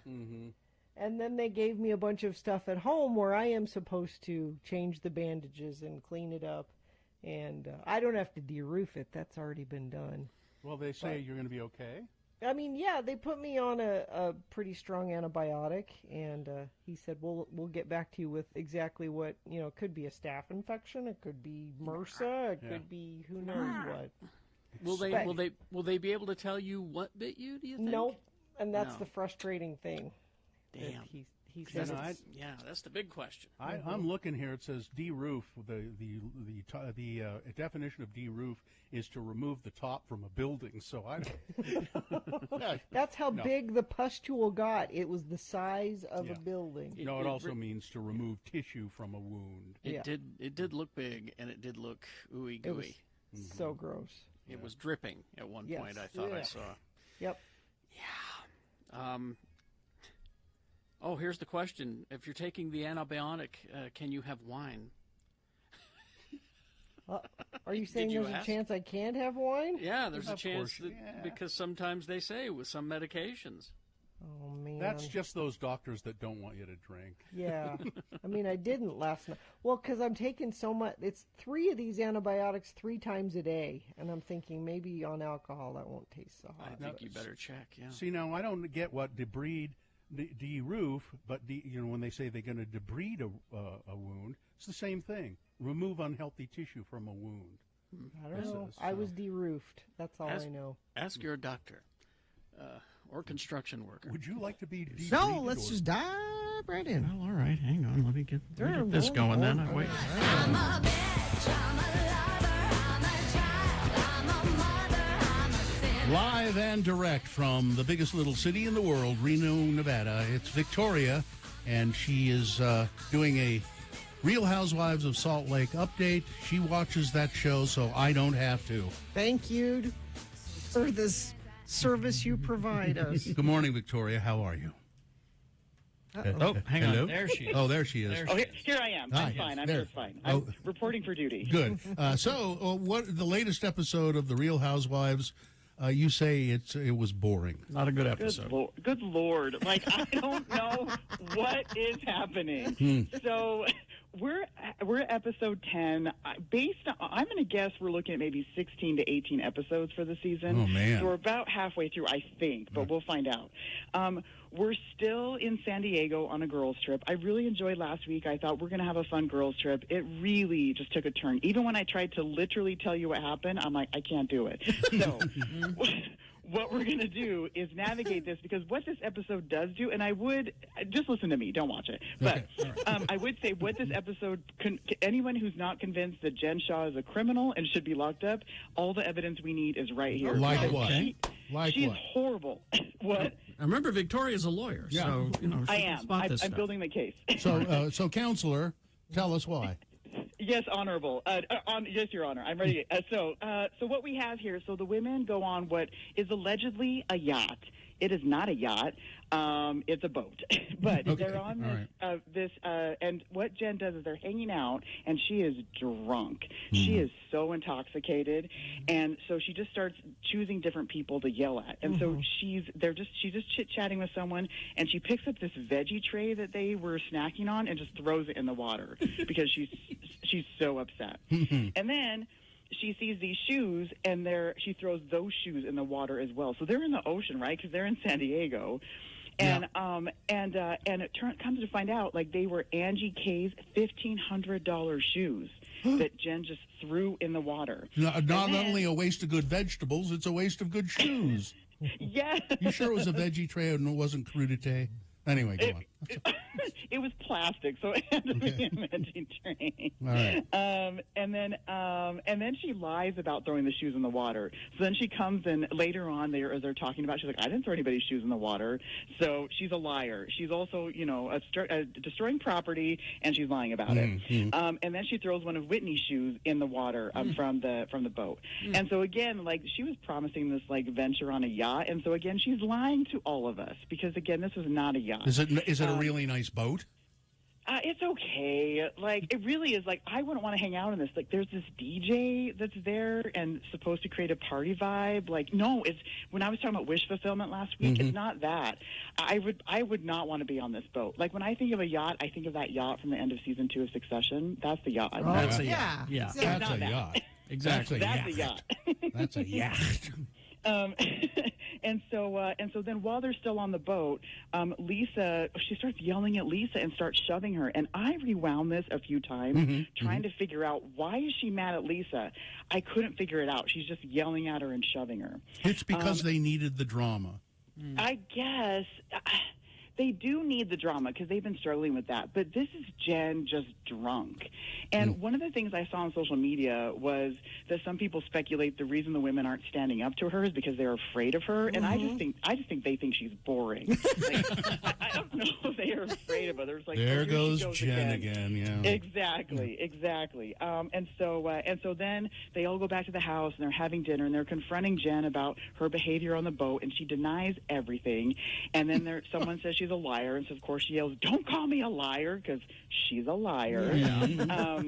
And then I think the worst offense of all of this whole episode, the crime that she should serve the most time for, is she steals and bastardizes a quote from Lizzo. So at dinner, she planned this what she called an aloha dinner, and Hawaiian themed, and then she invites strippers. For what reason, I don't know. No, these two strippers show up. Not and females. No, men. Okay, men. Okay. All right. Yeah, dressed as cops, because that's the thing. Yeah. And so then in her confessional, she says, strippers at dinner. This isn't just a snack. This is the entire meal. So that's her stealing a line from a Lizzo song. Anyway, I think that's the worst. I was so offended by this. She is a criminal. Anyway, so then as I started thinking about her going to prison, right, and I started looking at her face because I'm distracted by the show, and I'm looking at her face, and she has so much work done, right? She has tons of injections. I can't imagine what it's like and how often she's getting treatments. So then I'm wondering, what is her face going to look like after she gets out of prison? I don't think we're going to recognize her because everything is so plumped up and so. I just think there's so much going on there. It's like injecting a turkey with saline solution. Except at least we can eat the turkey and actually take care of people. I don't know what we get out of injecting Jen with. I wonder if she has a pop-up timer. So she has to, because at some point it's too much, right? now, so Andy Cohen was on this episode? No.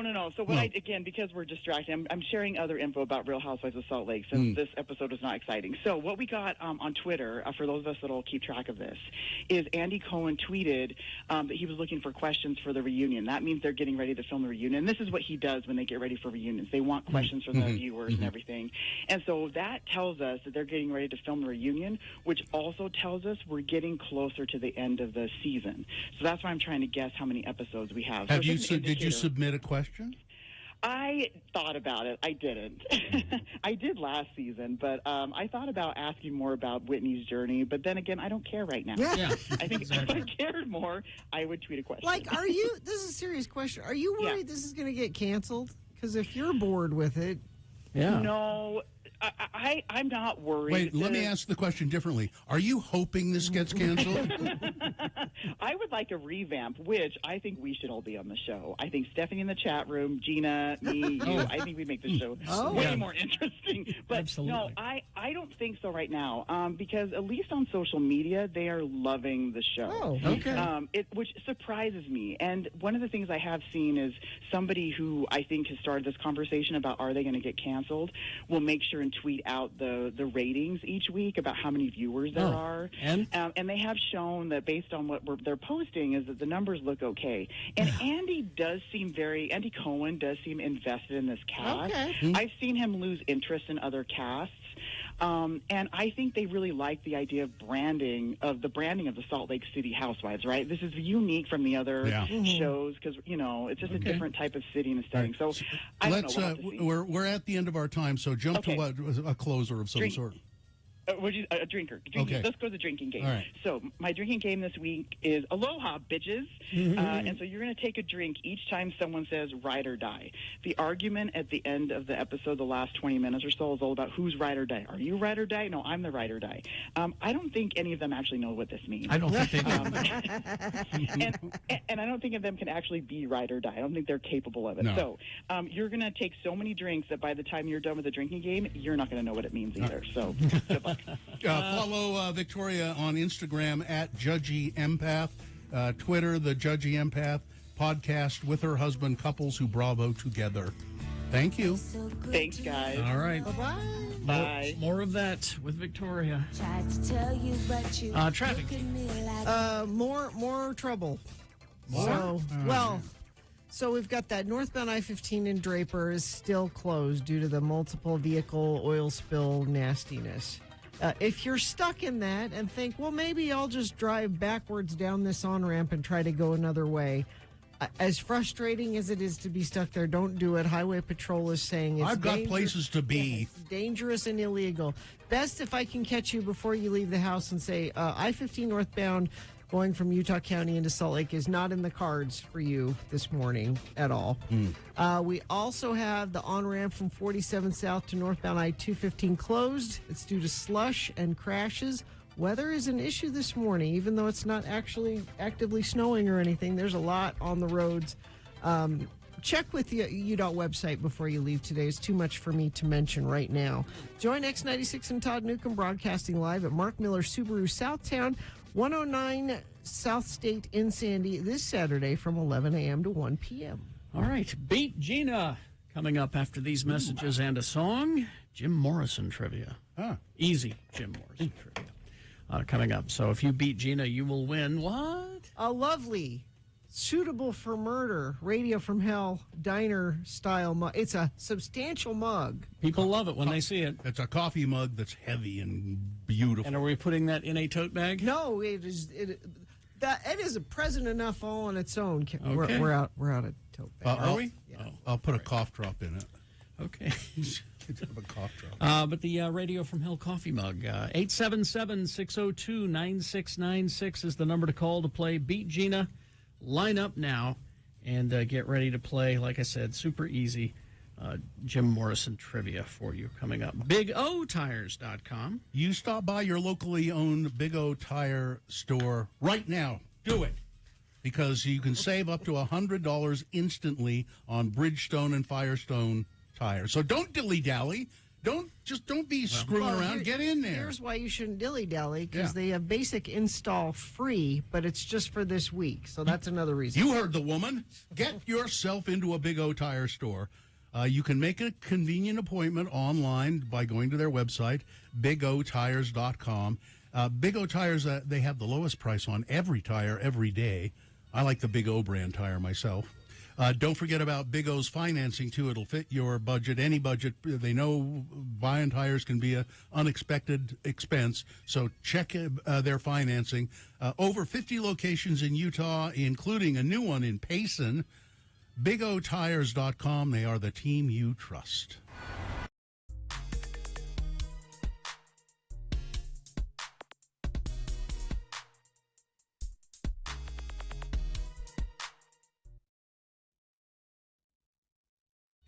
Thousand episodes as of today of the Radio from Hell show, and we have a guest in the studio. Hang on. We paid for this. So. Counting down to the 8,000th episode of the Radio from Hell show. Today is episode. That's the one. 8,000. 8,000. Yeah. On X96. Monty is here in the studio. Monty, the mailman. He brought in just a memorabilia. It's an X96 challenge coin. Oh, remember got those? a couple of those, yeah. And an old freeloader card. Oh, geez. Which that's the black edition. That's OG. Yeah, and it has a barcode on the back of it, which I don't believe we ever used for anything. I think it was just there to look official. But you could. That was a card you used to be able to take into local businesses and get discounts. It says here, hang on to this card. It's good for all kinds of free stuff. Did you ever get any free stuff using this card, Monty? No, I didn't think so. Okay. No. You know what they're good for, though? Window scraping in the winter. That's right. Scraping the ice off your windows. Yesterday we mentioned that we were nominated and won I guess we were awarded a Pete Suazo Social Justice Award. Yes. And our good friend Dr. Paul White sent me a copy of the letter he wrote to help our nomination for that. Yes. And let me read just a little bit of it. I've edited it because it's quite lengthy. And that the plaque, the award itself, is missing in action. Yeah. It is lost in the wild somewhere. Yeah. We'd love to get it back. Paul wrote, Dr. White wrote, it's my honor and privilege to write a very enthusiastic letter of support concerning the nomination of Kerry Jackson, Bill Allred, and Gina Barberi for one of the 10th annual Pete Suazo Social Justice Awards. I'm an associate professor in the Department of Psychology at the University of Utah, Ethnic Studies. He goes on to talk about his curriculum vitae. In some ways, it may seem odd to nominate a morning show that is designed for entertainment for an award based on honoring a great person and advocate of social justice. Mm-hmm. However, when asked to write this letter, I was a bit ashamed that I hadn't thought of nominating Radio from Hell before. It's my hope that you'll see why Radio from Hell is more than just a vehicle for laughs and selling products. When I first arrived in Utah, I wanted to find a radio show that would help me learn about my new home. and played some music I liked and was entertaining. And I came across Radio from Hell and was hooked. The skits about Utah culture are funny. Well, he's talking about the Utah word of the day, you know. Mm-hmm. And also informative about how people think in Utah and interact with each other. He goes on to talk about the boner of the day, where they take 3 stories from the news, and he says 2 or 3 times a week a candidate is submitted that is related to social justice, especially here in Utah. A lot of the times the candidates are just silly, but sometimes they concern social justice. And then he talks about the news segments, and it goes on. Really nice letter he wrote, and we did, in fact, get a Pete Suazo Social Justice Award. I really would like to find that plaque. Yes. And then we heard from interns. A lot of interns have sent in emails. I'm just surprised they still listen. Here, let me just get you a couple here. Do they all start with, you guys still doing that? I interned from August to December 2007. A period notable for Gina's most recent pregnancy. Yeah. I don't think it was the Guthrie era, but I really don't remember. I don't remember Gina being around at all. That time also included a big-ass show that was rained out and moved last minute to the Salt Palace. Yep. Remember that? And the first Nightmare Before Xmas show. After the internship ended, I was offered a job and worked one day, maybe during an all-day show, but was never contacted after that or given any schedule. And then a few years later, I got a check for $20 that I still have somewhere. Wow. That's weird. It's fun finding out which one of my coworkers listened to X96. Congratulations on the 8,000 episodes. Here's another one. Let's see. Oh, I want to do this one. Happy 8,000 episode. Ahoy hoy from Britain, Big Intern Cannon. Remember Brit? Oh, yeah. Or is it Brett? No, Brit. it's Brit. Or is it Brett? Brit. Brit. Yeah. I interned in the fall of 2005, and I believe I was in one of the first crop of interns for the Radio from Hell show. We were girl intern. Oh, yeah. Those Jessica. Were, yeah. Drinky McIntern, and Big Intern. I, of course, was Big Intern because, well, I have an ample frame. My main memories of my time there consist of Gina being great with child.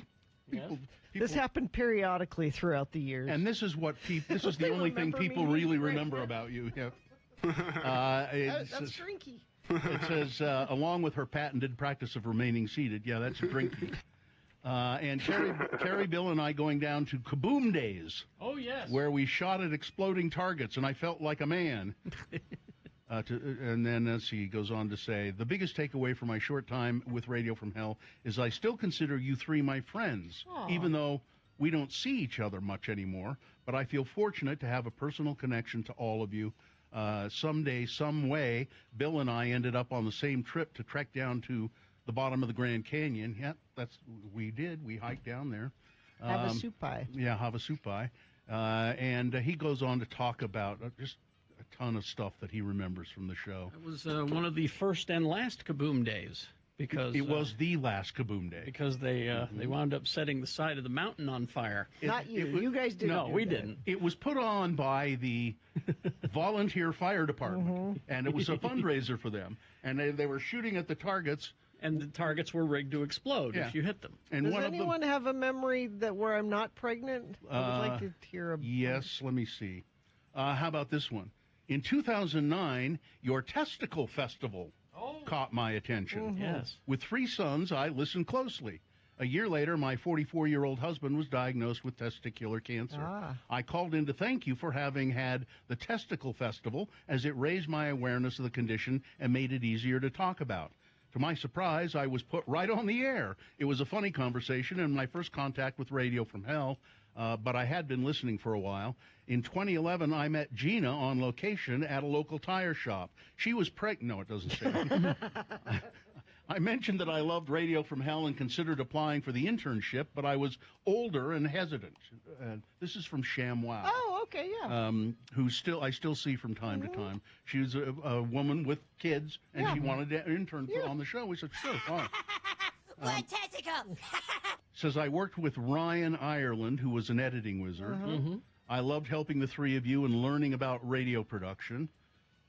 Perhaps what I most appreciate was the opportunity to meet your guests, especially Sister Dottie, who was so much like my exuberant, funny Spanish Fork grandmother, whom Charles Lynn Frost actually knew.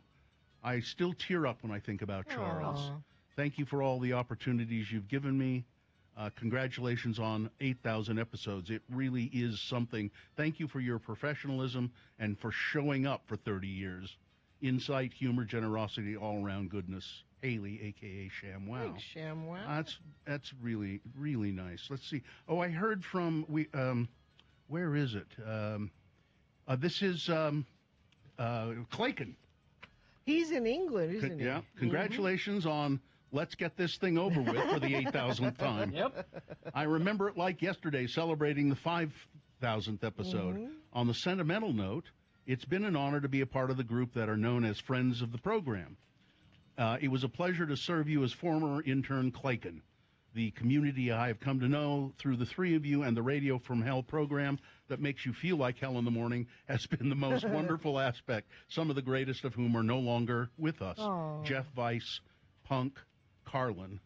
He knew that he remembers those three fondly. Even across the pond, I think regularly about the informative and challenging conversations you've had about your lives and life in general. I laugh constantly about the laughs you've had on the air. I listen often to audio clips, best ofs that I've saved, some of which vainly are about myself as a participant. Love to you all. Cheers to 8,000. James Rich's Son of the Soil. So there you go. There are more, but we have run out of time. We have. And besides, my arm hurts from patting myself on the back.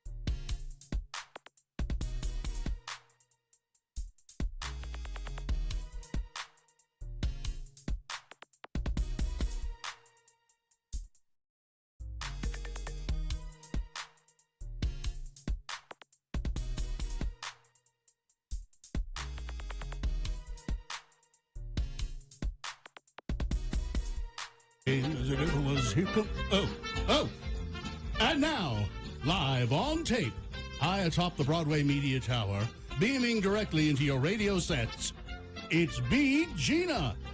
Hold on there, mister, you're not going anywhere. I'm your announcer, Johnny Ola. Say, when your digestion is upset and you're feeling headachy and irritable, take Carter's Little Liver Pills. You see, each day, nature normally produces about 2 pints of a vital digestive juice that helps digest your food. If nature fails, your food may remain undigested, leaving you headachy and irritable. To feel cheerful and happy again, take Carter's Little Liver Pills. They increase the flow of vital digestive juice quickly, often in as little as 30 minutes. Don't depend on artificial aids to counteract indigestion. Take Carter's Little Liver Pills as directed. Get them at any drugstore, only 25 cents. Wow, that's a deal. And now, yes, it is. Carter's Little Liver Pills. And now, here's... Never heard of that. It's for people with little livers. Carter's Little Liver Pills. Yes, indeed. And now, here's a man who doesn't need a liver pill. Oh, I do. He's never irritable. He's never stopped up. He's your host, Kerry Jackson. It's true about the not stopped up, I'll say that. Regular as a clock. Yes, indeed.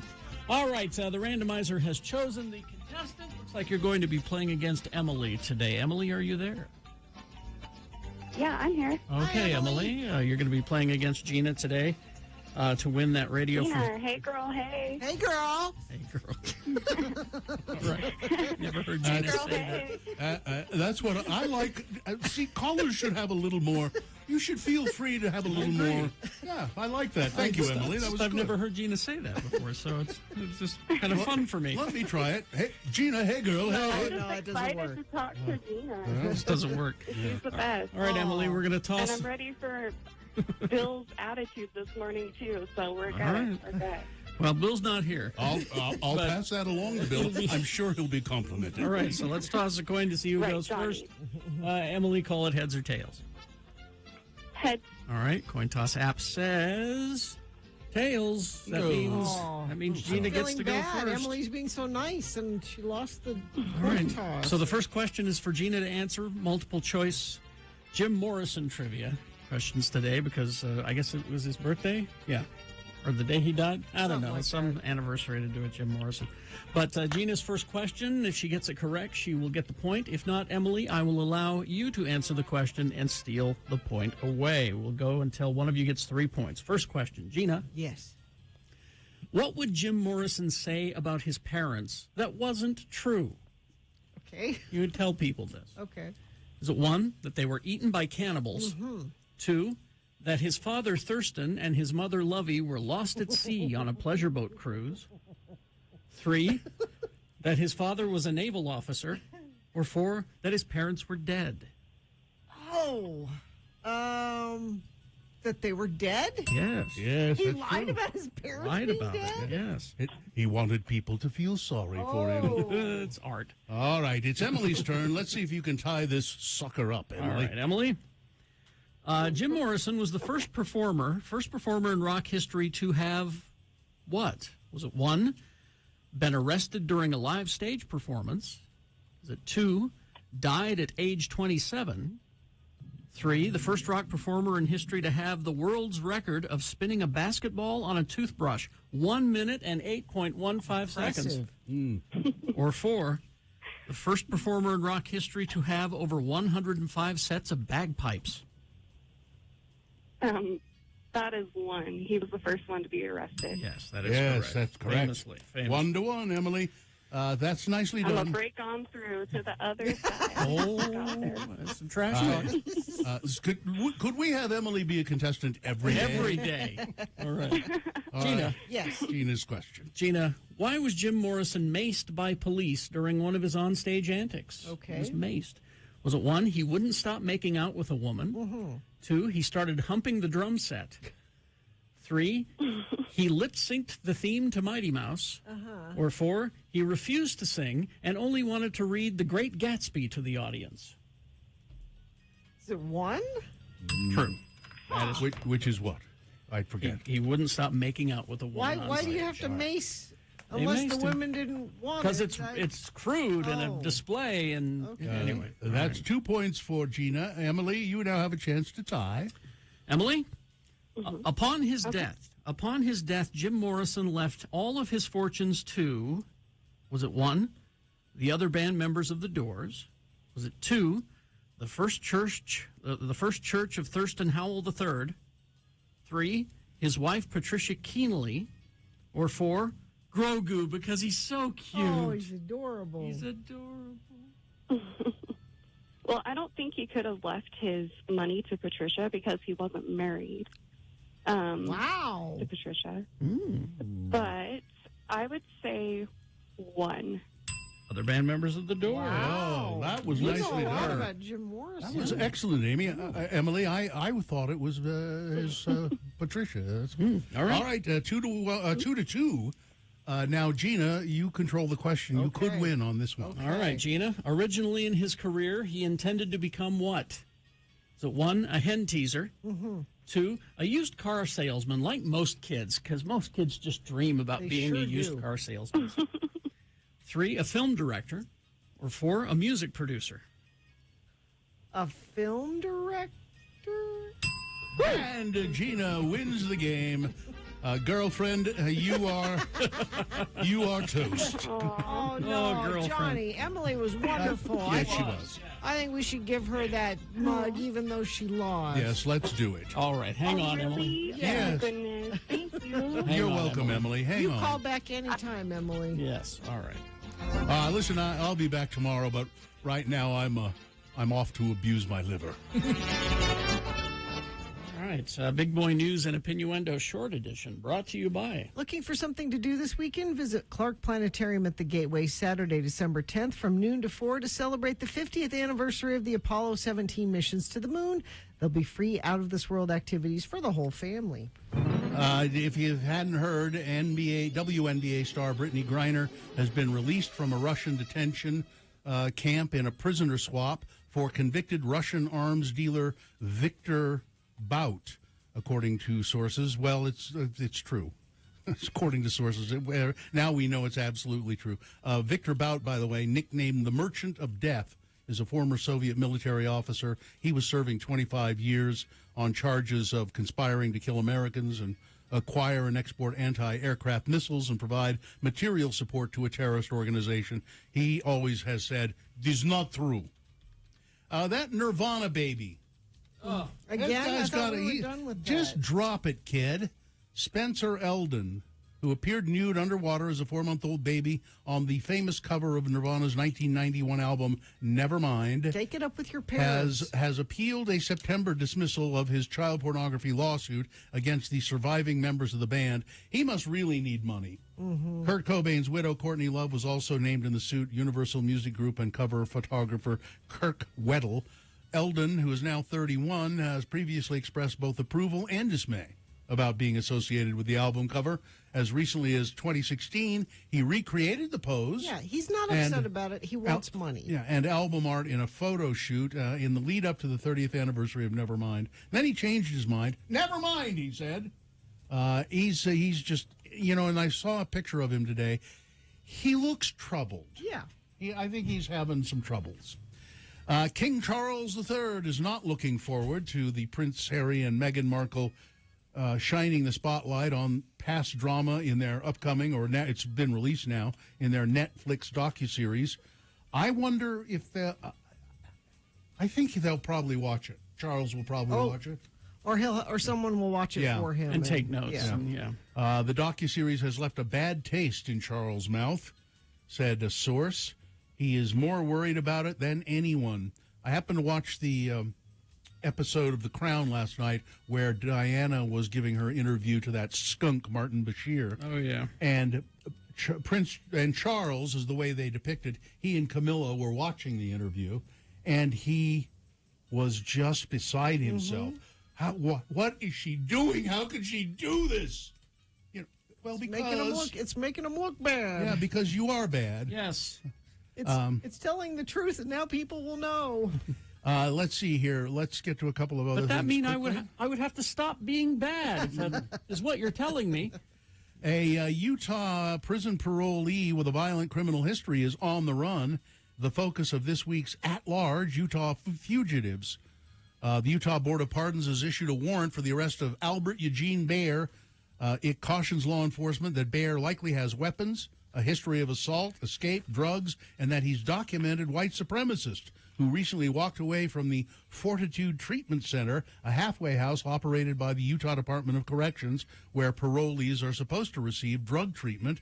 He is right now wanted for bashing his roommate's head in with a brick. Wow. And Volodymyr Zelensky has been named Time Magazine's Person of the Year. He is the president of Ukraine, of course. He shares the top billing with the Spirit of Ukraine. The decision was announced yesterday on the Today Show, with Time editor-in-chief Edward Heisenthal saying that the 44-year-old had seized the world's attention at the start of the year and has not let go. Whether one looks at this story of Ukraine with a sense of hope or a sense of fear, the story is, of course, not fully written yet, but Zelensky has really galvanized the world in a way we haven't seen in decades. Which is why the GOP wants to take away the money. Yeah. And finally this, scientists have discovered the oldest known DNA, and they have used it to reveal what life was like 2 million years ago in the northern tip of Greenland. Today, it's a barren Arctic desert, but back then it was a lush landscape of trees and vegetation with an array of animals and even the now extinct mastodon. The study opens the door to a past that has basically been lost, said lead author Kurt Heyer, the geologist and glacier expert at the University of Copenhagen. With animal fossils hard to come by, the researchers extracted DNA from soil samples, and they have gotten a pretty clear picture of what sorts of animals and plant life were there 2 million years ago when it was a lush... Of course, then there was climate change, Yeah, it happens all the time. Yeah, and it we didn't became- do anything to. It became an Arctic desert. All right. So there you go. Sports weather traffic. The Utah Jazz beat the Golden State Warriors 124-123 on Wednesday night with an absolute whirlwind. It was a whirlwind, a wild finish to the game. Whirlwind. If you have 13 seconds free today, all you need to do is watch the last 13 seconds of the game. The clips are all over. Right. It's great. Weather and traffic are combined today. High of 38 today. We'll have a gradual clearing, but it wasn't clear overnight last night with all of the issues. Northbound I-15, Point of the Mountain is still closed. 2 different semis jackknifed in an accident. There's oil all over. They think maybe they'll open one lane around 9 o'clock. We'll see if that actually happens. They keep putting it off this morning. Not the only issue either. On-ramp from 47 South to northbound I-215 closed due to slush and crashes. People were turning around and trying to drive down the on-ramp on SR 92 and going the wrong way in Lehigh just to try to get out of the stoppages there. Don't do that. It's dangerous and illegal. And eastbound 201 freeway, crash blocking the 2 left lanes there, and traffic is at a crawl backed up to Magna. It's a mess this morning. I'm sorry. Do you owe $10,000 or more in back taxes? Multiple unfiled years? Contact McClure and Stewart for a free consultation. Go to McClureandStewart.com today. All right, so we will take a break. We will be back. Gerke is here. Also, Frank Christ Presents coming up just after 9 o'clock. Stand by for that. Wendy's for breakfast. Here's what you do. This is the plan for this morning because, the Point of the Mountain and all of the traffic problems because of the weather.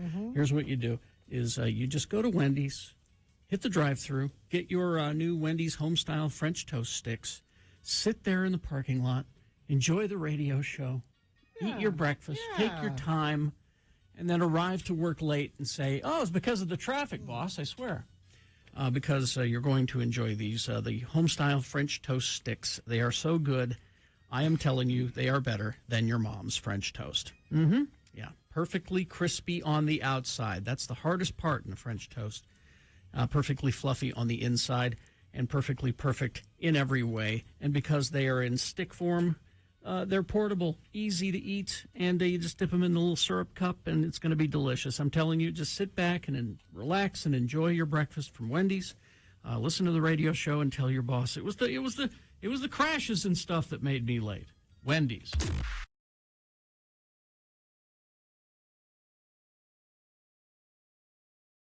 Crater. Spell it with me now. Crater, C-R-A-T-E-R.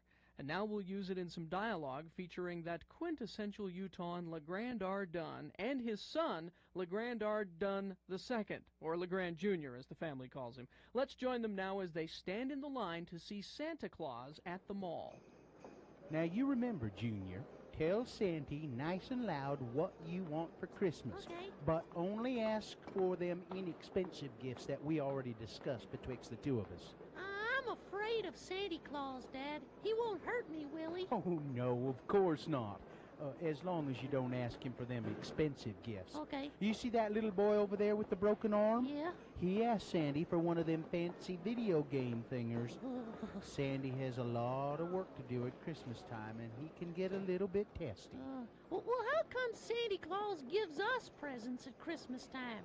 I mean, Christmas is his birthday, not ours. We should give Santa Claus presents. What? You think Christmas is Santa Claus's birthday? Yeah. Oh, Lord, I knew I shouldn't have let you go to public school. I knew I should have kept up with that John and Vicky Singer home study plan. Christmas is not Sandy's birthday. Well, whose birthday is it then? Christmas is the birthday of Jesus Christ our Savior. And Jesus is the Son of God, the creator of the universe, and the creator of everybody and everything that's in it. Everybody? I mean, did God create Batman? Yes. And Barney? Yes. And Coral Malone? And you and me and Mommy and even Santa Claus? He is the creator of all things. So I guess if God and Santa Claus got in a fight, God would win then. That's it. We are getting out of this line, and we're going over to Temple Square right now. You have got some learning to do.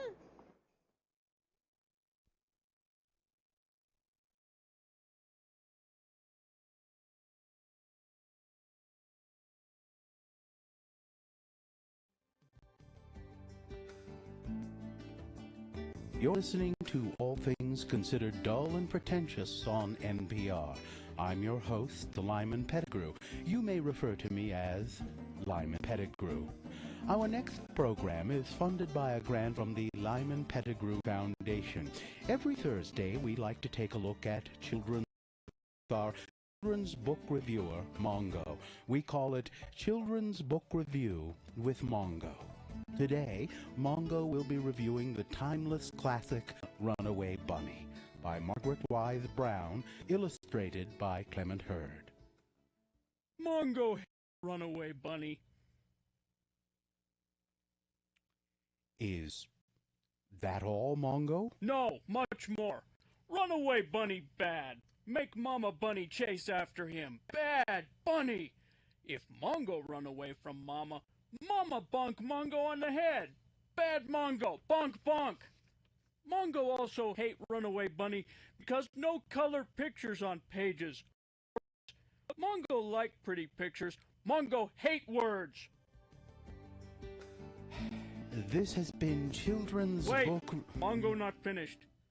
Bad character development in Runaway Bunny. Mongo not care when Bunny run away. What motivate Bunny? What compelling reason turn page? Plus, Mongo thinks something kinky going on with Margaret Wise Brown and Clement Hurd. Bad book. Very bad. Now this has been Children's Book Review with Mongo. Coming up next, we look at the explosion of goat cheese making in America's heartland, and later on we take a very, very quiet look at the exciting NBA playoffs on All Things Dull and Pretentious on NPR. But first, this news from parts of the world you've never heard of.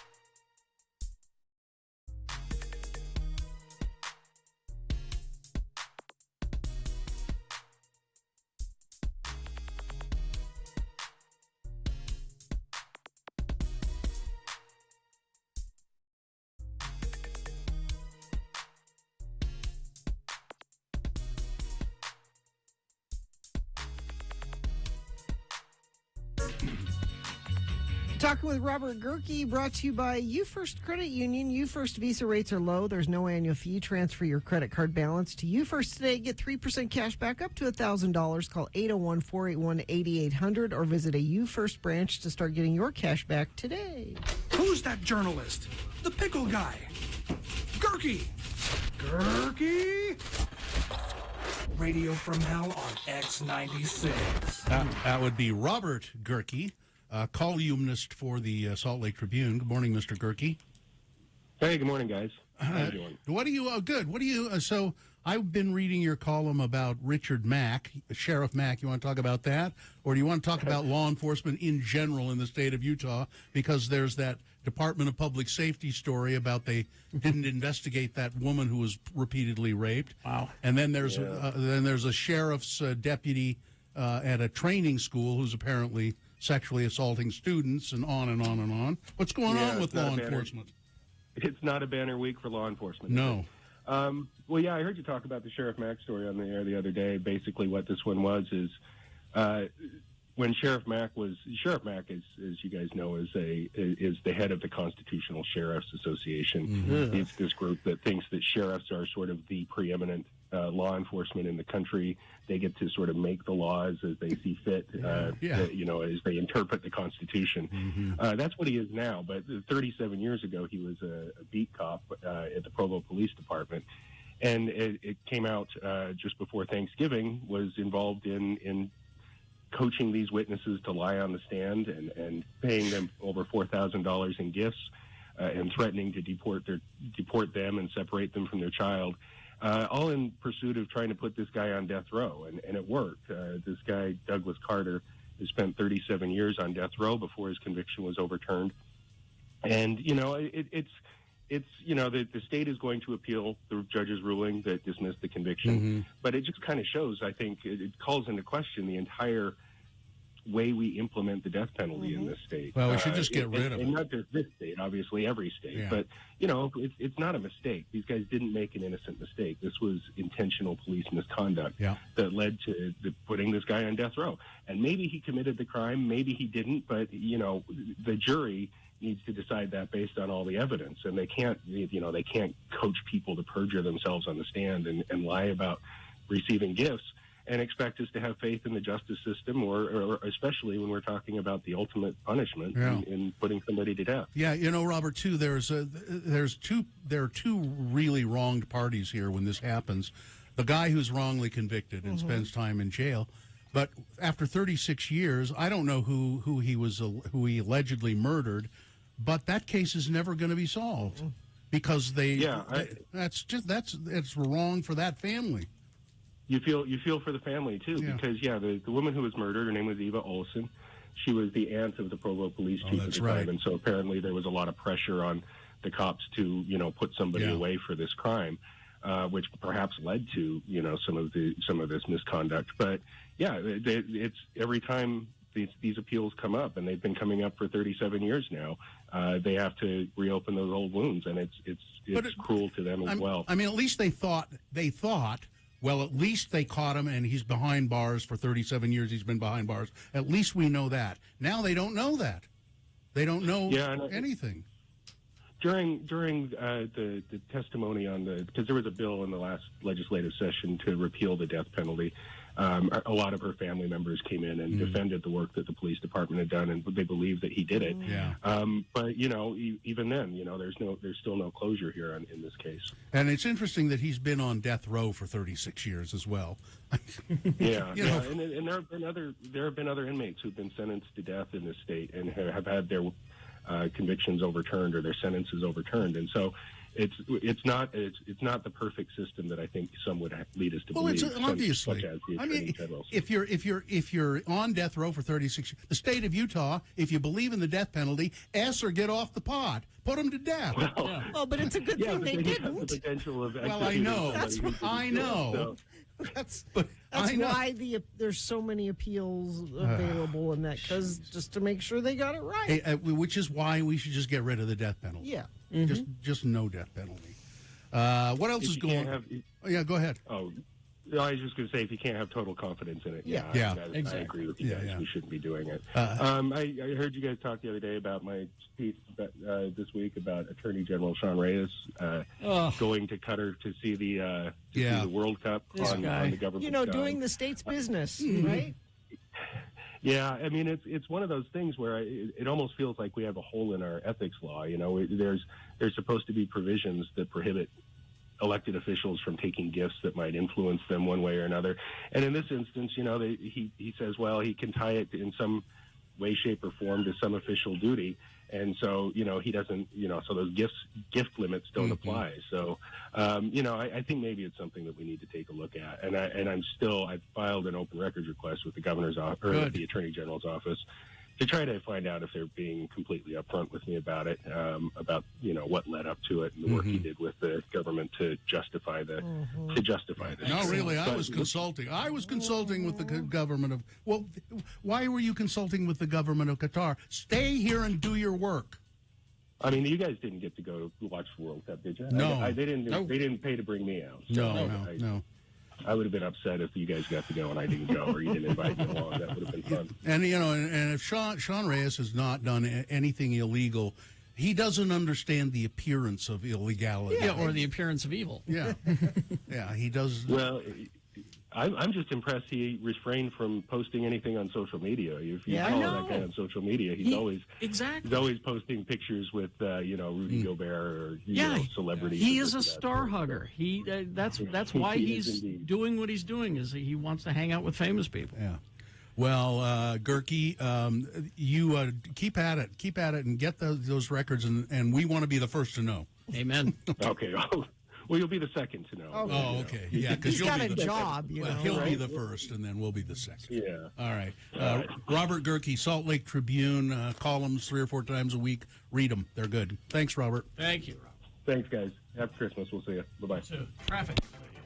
My goodness, what a mess. Yeah. They're saying maybe they'll open one lane of traffic northbound I-15, point of the mountain. I just wouldn't count on it. It doesn't look like it to me, but there's.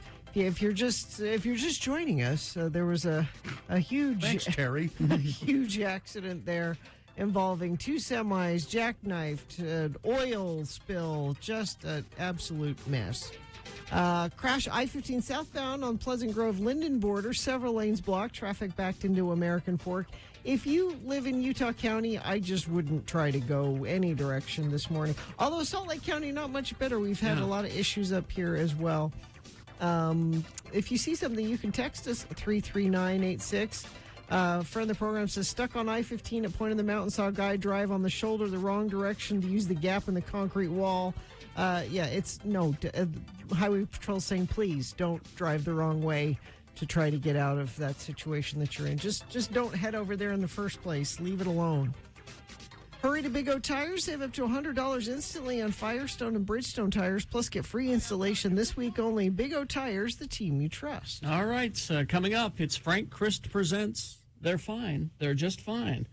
All coming up. You call in, tell us which of these 4 celebrities are no longer with us, and you'll win a prize. What is the prize? It's a Radio from Hell diner-style mug suitable for murder. It's that substantial. It is. It's a fine mug. People are clamoring for these, so get in line. 877-602-9696 is the number to call to play Frank Christ Presents. They're fine. They're just fine. Salt Lake Film Society. One of the great things about Salt Lake Film Society is because, we've got the Academy Awards coming up. Mm-hmm. If you're a regular at the Salt Lake Film Society, chances are you've seen most of the nominees or the will-be nominees, and people will be asking you about them. Exactly. And let me tell you about this that the Salt Lake Film Society is doing at the Broadway. The hills are alive with the sound of music. You could do that, Bill. They would allow you to sing along. Yeah, they're doing the sing-along. Wear your lederhosen, Bill. Come on, dress out. I sold them. Commit. Sound of Music sing-along happening at the Broadway December 10th, this Saturday. It's a holiday showing, live MC. They give you a bag full of props, a collectible pins, stickers. They even have a tea and cookies moment for intermission. The tickets are only $20. These sell out. People show up every year to the Salt Lake Film Society, the Broadway. So just buy your tickets right now online for the sing-along. It's slfs.org.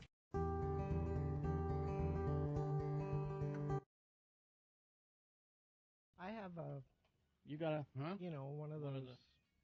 One of them? Mm-hmm. Okay. I think the word you're looking for is a list.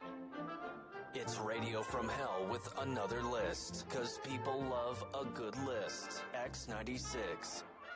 This is a list of famous people who allegedly have had the most bed partners. What do you mean, allegedly? Well, can you prove it? I mean, I take their word for it. apparently Gene Simmons can prove it. He said that his now wife, Shannon Tweed, said she would only marry him if he burned all 4,800 Polaroid photos of the women he had previously slept with. Documented it. Oh, okay. Documented. Mm-hmm. Because it was important. Mm-hmm. Lamar Odom, basketball player. Yeah. He said, I've been obsessed with sex for as long as I can remember. I've had sex with about 2,000 women, adding, it wasn't a big deal. Often I would pay them. He was a frequent attendee of the... Oh, he went to the... He almost died at the bunny ranch there. Yeah. That's right. Not just men on this list. What about Will Chamberlain, though? Is he on it? Just let me do the list. Oh, okay. Jennifer Coolidge. Huh. Really? Mm-hmm. Well... She said her role as Stifler's mom in American Pie. Oh, well, yeah, that would... That's right, I heard her say this, yeah. Made her attractive, or re-attractive maybe, to, she said, like 200 different people she slept with, she said, because of that. Mm-hmm. Jack Nicholson's a little fuzzy on the numbers. Yeah. He's reportedly claimed to have had sex with at least 2,000 women. Yeah, but he had sex with Laura Flynn Boyle, so that negates it all. Oh. Here's kind of a surprising one. John Oates. As in Daryl Hall-Ann? Yeah. He says he's lost track of how many women he slept with during the height of the 70s and 80s. He said, I'm sure it must be the thousands. He said, if you weren't a rock star during that time, there's no way you can comprehend what it was like. Yeah.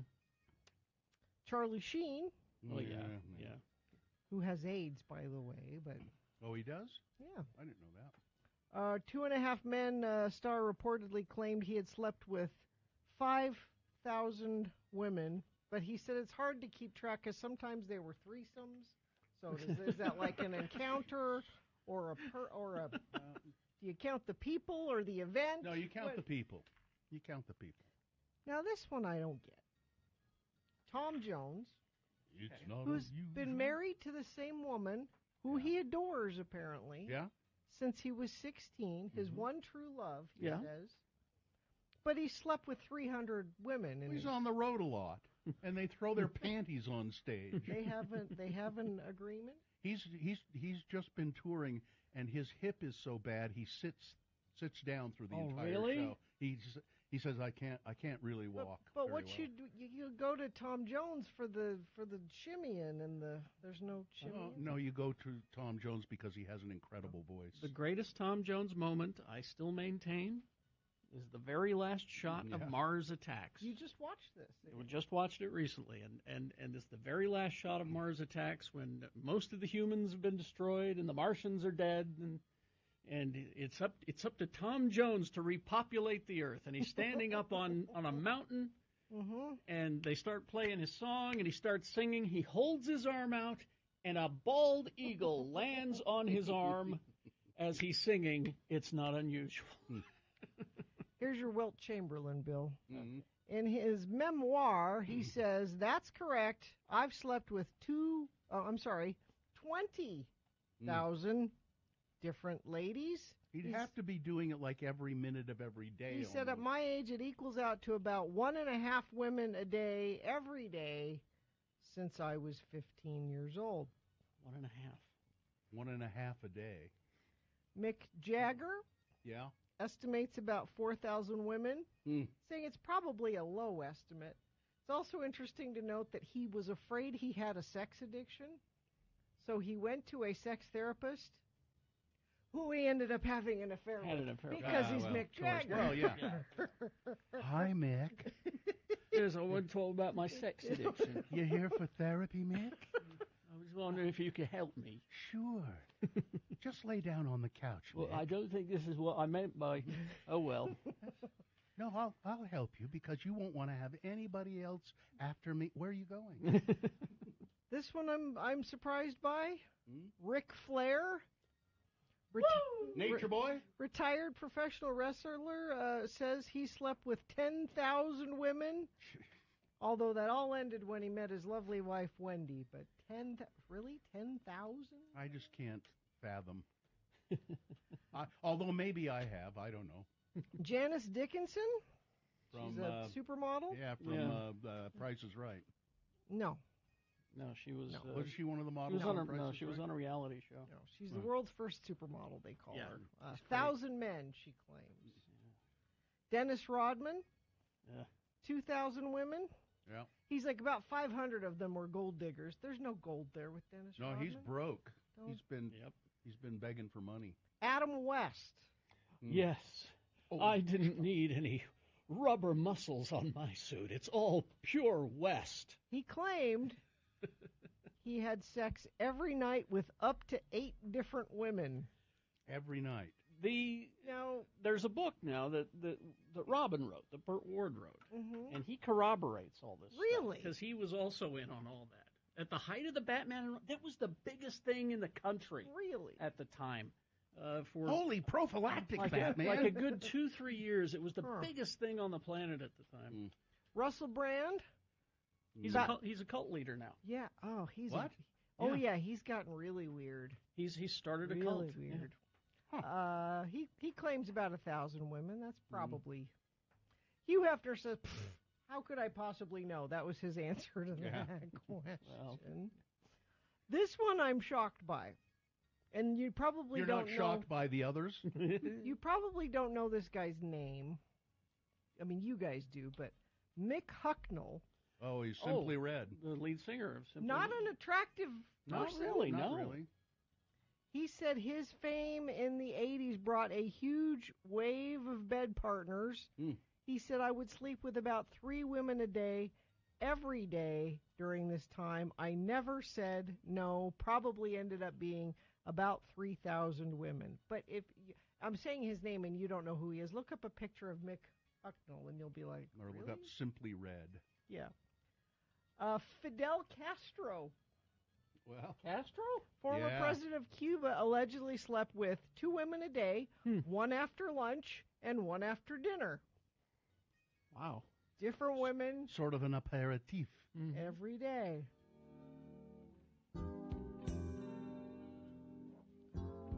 Thousands of women?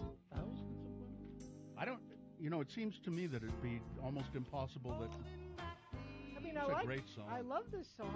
He's got a great voice. Thinking of the fear I've had But he ain't attractive. Simon Cowell reportedly claims to have slept with 2,000 women, including 2 per night during his peak years. And one of them was always awful. You were And if you took all of these women and laid them back to back, they would reach the moon. Rod Stewart, Oh, yeah. Yeah, of course. who also says, I couldn't possibly tell you How many? how many. All right. Finally, this. That would be my answer. Leonardo DiCaprio. Of course. Thousands. Because he's Leo. 1,000.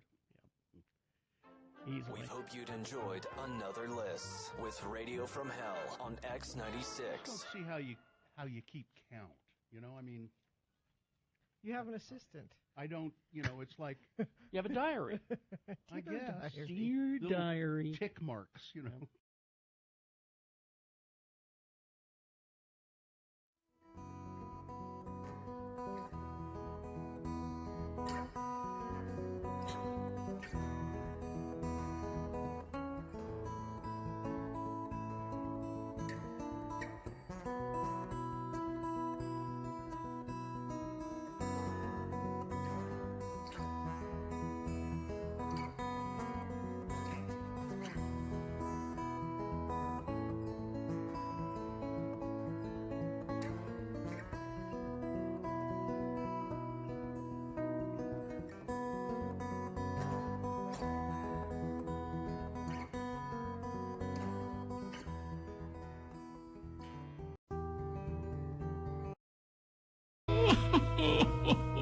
You're crying immediately when the microphones go on, Frank Chris. Most of the Ramones. Oh, yeah. I didn't want Yeah, to take But Frank, you love celebrities and you've got to meet so many of them this way. Well, you don't understand how the process works. I don't even get a chance to say hi. Or No, anything. they're already. Can't you even talk to their souls? Don't speak. Well, I'm not supposed to. It's all Oh, No eye I contact. mean, I'm just no. there with boop. Well, I have no eyes, Gina. it's just boop. Get in the scooter. Boop. Boop. Get in the They side. magically get into the sidecar, Yeah. and then I have to drive. Yeah. You take them off to the underworld, where we all go. Well, Frank, I'm sorry you have to do it. The Ramones were particularly hard I've on taken most of the Ramones. I think there's only one left. you. Well, Frank comes to the studio every day at about this time, every weekday. He provides me a list of celebrities, and we play a game called Frank Chris Presents. They're fine. They're just fine. This list of celebrities that Frank has given me, only 4 celebrities. 3 of them on the list are... Well, they're fine. I've never met them. They're just fine. Just perfect. They have not been booped. But one of them has been taken into the sidecar of his electric scooter and whisked away to Hades. One of them. And so the contestant's job is to figure out which one of these people is no longer with us. Who do we have as a contestant? Looks like you'll be playing with Jessica today. Jessica, good morning. How are you? I'm fine, just fine. Good, Jessica. You can win a coffee mug here. It's a great prize. I'm so excited. I know you should. Listen, be. how excited! That is how cool this mug is. I could hear the excitement in your voice. I'm going to start drinking coffee just for this mug. Milk Creek coffee. All right. Okay. All right. Yes, Milk Creek. Feel kind of responsible now. All right, Jessica, the list that Frank has provided me today, these are all famous people from West Virginia. Famous people who were born in the state of West Virginia. Here we go. Poor souls. Well, okay. Poor unfortunate. Many precious celebrities come from West Virginia. There you are. I was surprised to see how many celebrities started there. Number one, Jessica, on the list is Peter Marshall, whose real name is Ralph Pierre Lecoq, the original host. Yeah, that's not a good name for a game show host. No, your announcer doesn't want to say that. But his son became a professional baseball player, and he kept his name. His name was Pete Lecoq. But Peter Marshall is the original host of the Hollywood Squares. After the completion of the final run of the Hollywood Squares, Peter Marshall continued working in game shows and playing character roles on TV and in movies. He appeared on the game show Fantasy with co-host Leslie Uggams, All-Star Blitz, Yahtzee, East Hollywood Squares, a skit on Living Color, Reel to Reel, and he appeared on Broadway as well several times, and notably in La Cage aux Folles and also in The Music Man. Number one, Peter Marshall. The second person from Virginia, well-known person, Joyce DeWitt, an actress and comedian known for playing, maybe I'll just leave comedian off there. What? Three's Company was a funny show, Bill. Known for playing Janet Wood on the ABC sitcom Three's Company, DeWitt participated with members of the House and Senate at the Capitol Hill Forum on Hunger and Homelessness and has hosted presentations for the Family Assistance Program of Hollywood. She also hosted the International Awards ceremony at the White House for the Presidential End Hunger Awards, co-hosting with Jeff Bridges. So she's taken up activism. She took up activism after her acting career. Number two on the list, Joyce DeWitt. This next person is also from West Virginia. Number three, Chris Sarandon. Well known really? From West Virginia? Yep. Okay. Well known for playing a variety of iconic characters, including Jerry Dandridge in Fright Night, Prince Humperdinck in The Princess Bride, Detective Mike Norris in Child's Play, Jack Skellington, the voice of Jack Skellington, the speaking voice in The Nightmare Before Christmas, nominated for the Academy Award. Yeah, nominated for the Academy Award for Best Supporting Actor for his performance as Leon Shermer in Dog Day Afternoon. It was brilliant. Also married at one time to Susan Sarandon, and she kept the name. Number three, Chris Sarandon. And the final person, famous person from West Virginia, Conchata Ferrell. She was a regular cast member of 5 TV sitcoms, but best known, isn't that it? 5 different sitcoms she was a regular cast member on, but she's best known for playing Berta, the housekeeper, for all 12 seasons of 2.5 Men. For her performance as Berta, she received 2 nominations for the Primetime Emmy Award for Outstanding Supporting Actress in a Comedy, nominated for the Primetime Emmy for Outstanding Supporting Actress in a Drama for her performance, you'll remember, in L.A. Law. She was a regular on L.A. Law. So number 4, Conchata Ferrell. Of those 4 people, which one is no longer with us, Jessica? I believe I actually know this one. I believe I remember when she passed, the last one. Conchata Ferrell, you are correct. Wow. I didn't think... You remember when she died? Wow. Well, she was pretty well known, particularly for somebody who watches tons of TV like Jessica. Conchata Ferrell, she died in 2020 at the age of 77. Chris Sarandon's still with us. He's 80. Oh. Joyce DeWitt is 73. And Frank, Peter Marshall is still alive. He's hanging on. Mr. Lecoq is 94 years old. Let me write that down. Yes. All right. I hope his son is still alive. Yeah, Maybe he is. He's single. He had a fairly decent baseball career, I think. Yeah, Pete Lecoq was his name. All right, Jessica, thank you. Congratulations. I'm glad you won the coffee mug, and you are a stellar contestant. Thank you so much. Right. Have a great day. Hang on the line. Thank you. Maybe you ought to just check and see how Peter doing. Marshall, yeah. I was thinking about swinging by Doc Severson's house, but now that is Doc still alive? Doc's still with us. Oh, okay. I looked a little bit more about Peter Marshall. He he stopped working a year ago. So at what night, was he doing a year ago? Hosting things and being out in the public. So he's Good not for around him. anymore. Good for him. He looked terrible. Slowing Picture I down. saw. He had eyebrows that were so bushy. I don't know how he could see. Anyway. Well, has anyone seen Kim Basinger? No. 69. Nice. Is she really? Yeah. I bet she's all right. Phil Collin. Not. He's not well. No, not Phil Collins. No. Phil Collins from Def Leppard. The guitarist from Def Leppard. Oh. Phil Collin. That's confusing. It is. Oh, Ann Coulter, 61. Oh, you can go there. Go check on Ann. Goodbye, everybody. Goodbye. Okay. Bye, Frank. Got excited there. Ooh.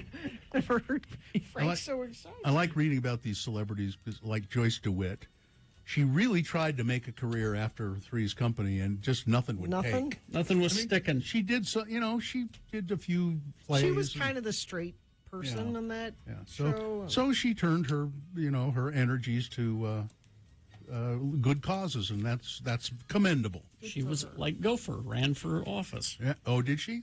No, Gopher. I mean, that's what I'm saying. I After they do things like that, then Yeah, I see what you mean. All right. We will take a break. We will be back with some big boy news and opinioendo. Stand by. Wendy's for breakfast. Very easy to order using the Wendy's app, if that's the kind of a person you are. Download it. It finds a Wendy's close to you and get your order ready. You swing by and pick it up. But me, I guess I'm old-fashioned. I'll just hit the drive-thru on the way to wherever I'm going. And that's what we suggest that you do, is whether you're on your way to work or court or dropping the dog off at daycare, whatever it is, stop by, swing by, hit the drive-thru, and try Wendy's new home-style French toast sticks. They are so good, they're better than your mom's French toast. Sorry, it's the truth. Oh. Mom always made them a little soggy, didn't she? Yeah. Well, Wendy's has got it figured out. Perfectly crispy on the outside, perfectly fluffy on the inside. I think a lot of it has to do with the stick portion of this equation, because I think it's easier to cook with the stick portion, and that also makes it easier to dip into the little cups of syrup. So it's delicious. So it's participating U.S. Wendy's during breakfast hours only. Wendy's new home-style French toast sticks. Hi, I'm Todd New.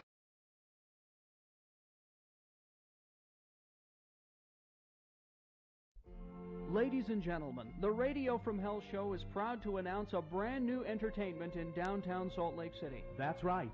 It's the grand opening of Carrie and Bill's Shakespeare Dinner Theater, where patrons can enjoy the very best in culture and cuisine. Each month, Bill and I will present a brand new Shakespeare play for your delight. And with each play, we'll change our dinner theater menu. We begin this weekend with Hamlet, Prince of Denmark. Who's there? Nay, answer me. Stand and unfold yourself. Long live the king. Bernardo? Line. He. You come most carefully upon your hour. 'Tis now struck 12. Get thee to bed, Francisco.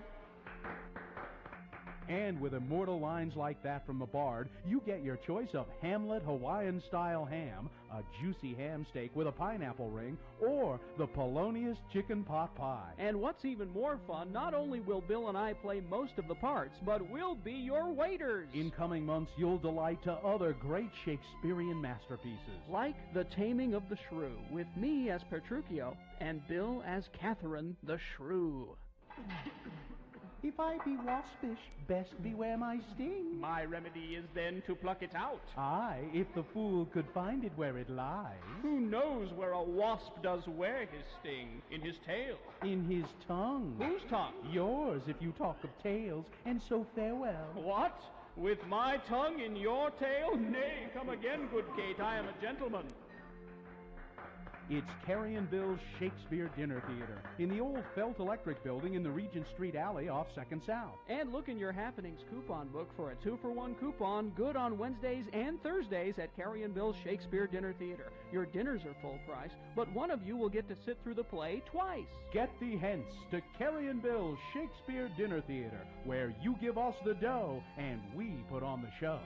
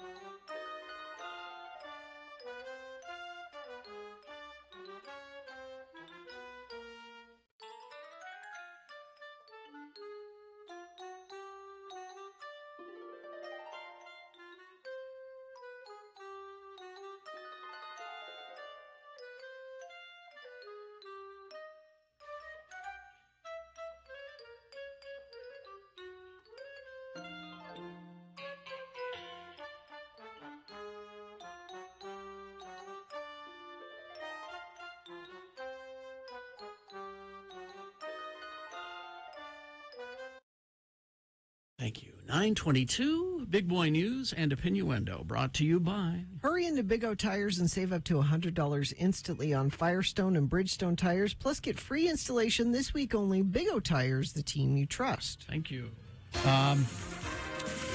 As the release date for Avatar, The Way of Water draws near, director James Cameron is starting to feel pretty confident about the long-awaited sequel's success.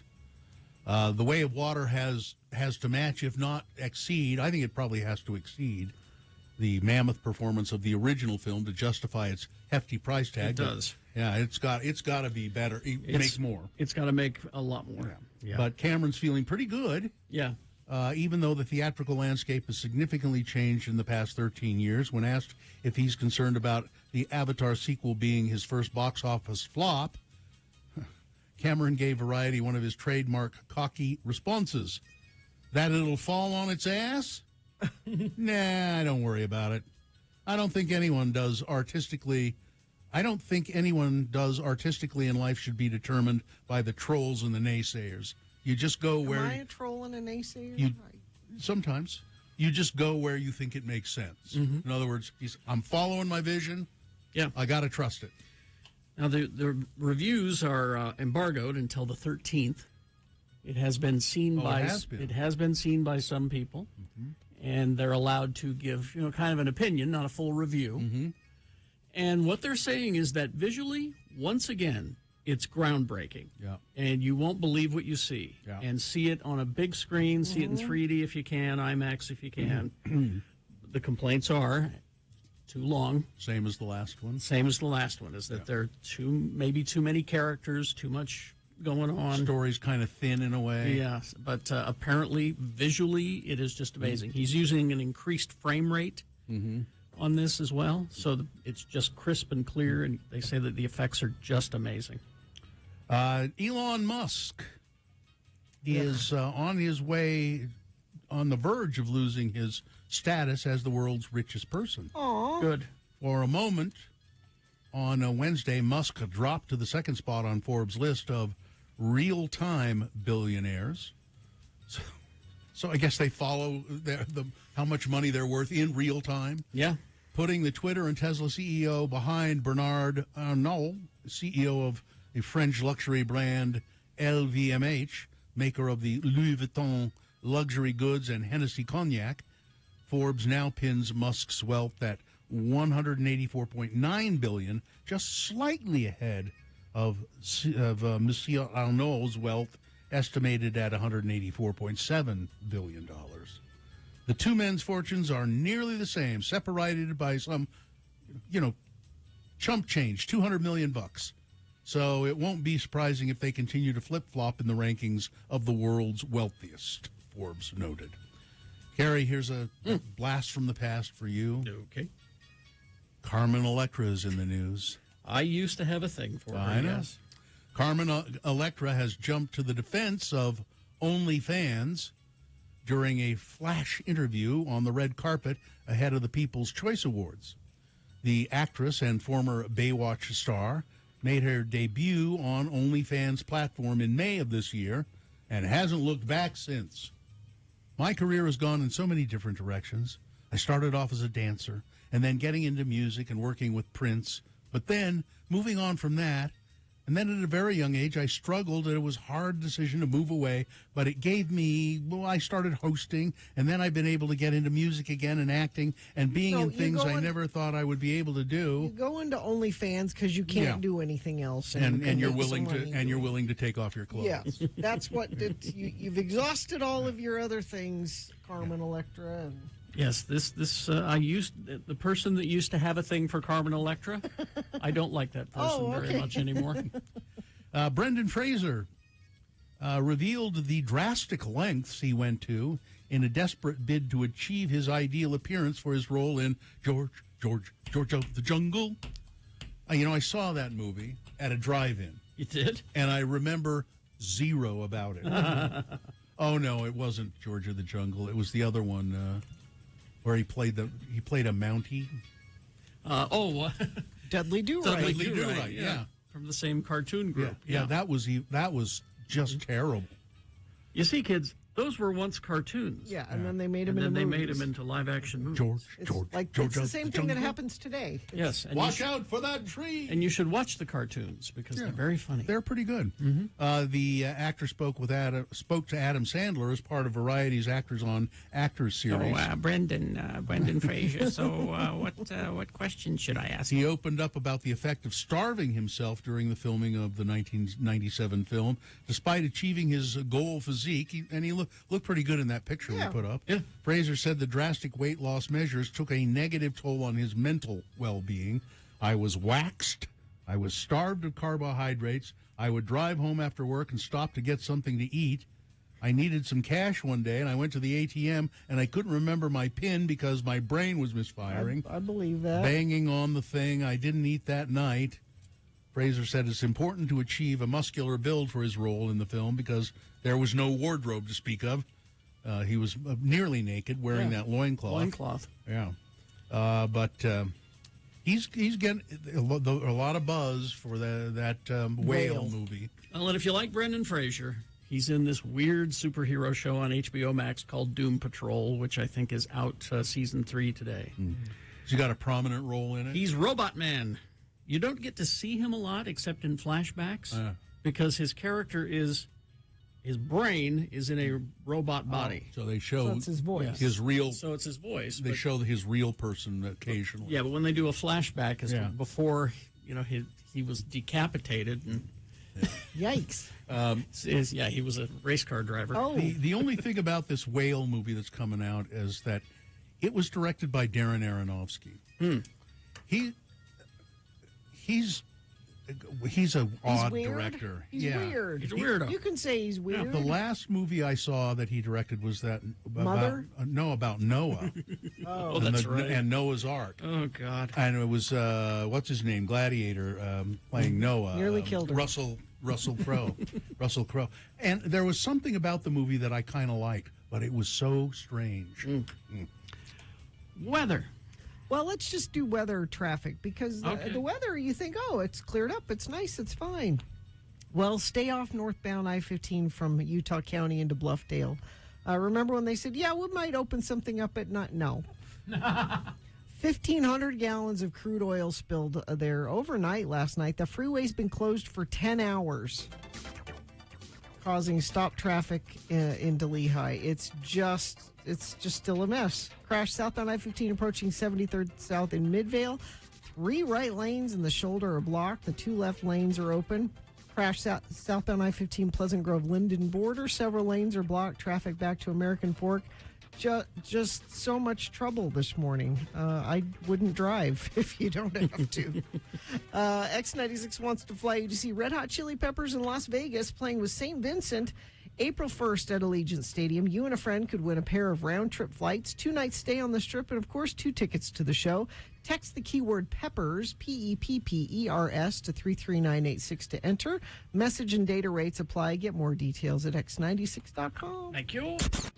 Yeah, you listen to Radio from Hell in your...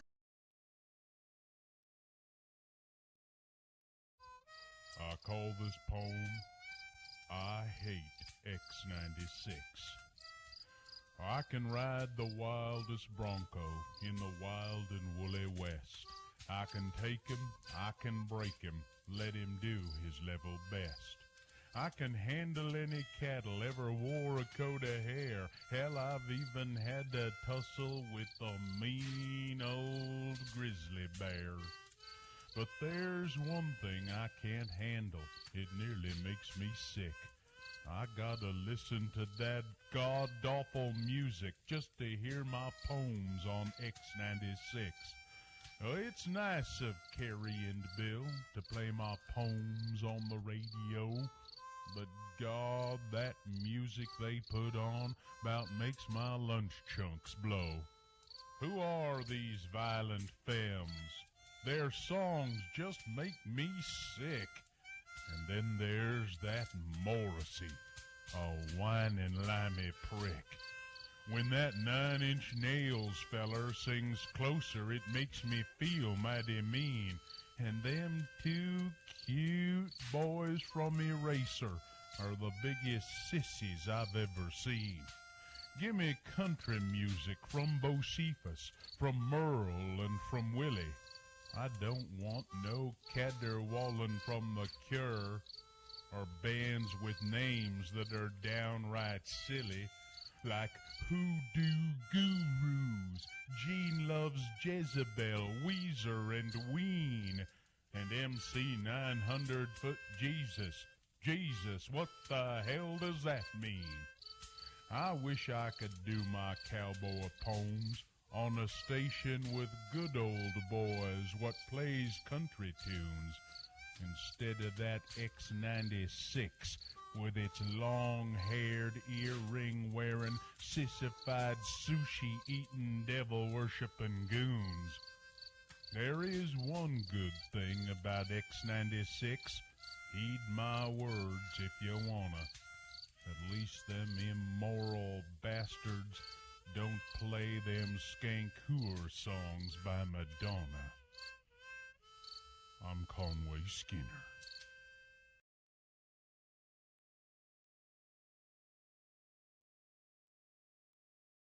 God. God. Spell it with me now. G-O-D. Like you wouldn't know that already. Anyway, we'll use the word God in a bit of conversation between our two Utah buddies, LeVar and LeGrand. The boys are at Lagoon attending LeGrand Ardun's family reunion. Again, the word is God. Glad you could come to Lagoon for my family reunion, LeVar. Well, it's nice of you to invite me, LeGrand. I don't have no family of my own. Come to think of it, I don't have a last name. The Dunn clan sure is numerous, though. Well, it's fine old polygamous stock, LeVar. Your granddad had more than one wife? 10. That ain't nothing. My actual dad, he had 3 wives, too. Well, how come you never had more than one wife? Well, I tried, believe me, I tried. I wanted to marry more girls than Midge, but I just couldn't seem to interest none of them. Besides, Midge said she wasn't really for it. Said there wasn't enough man in me to go around.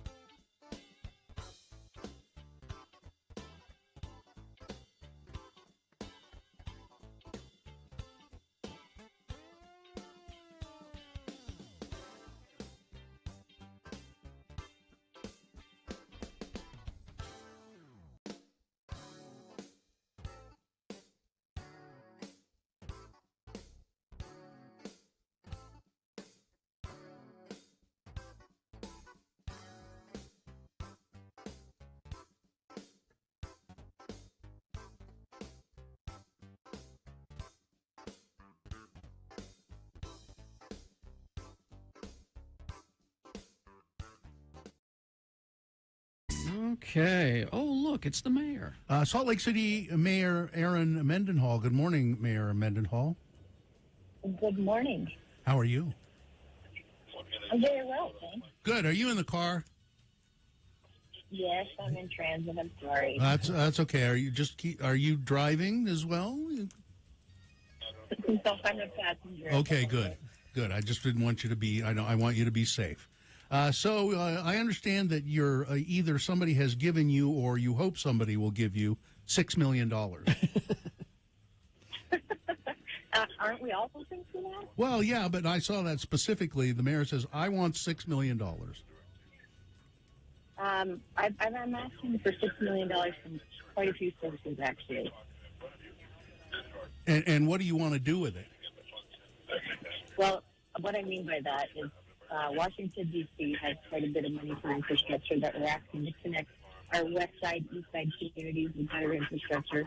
We've put $6 million in to help with permanent supportive housing.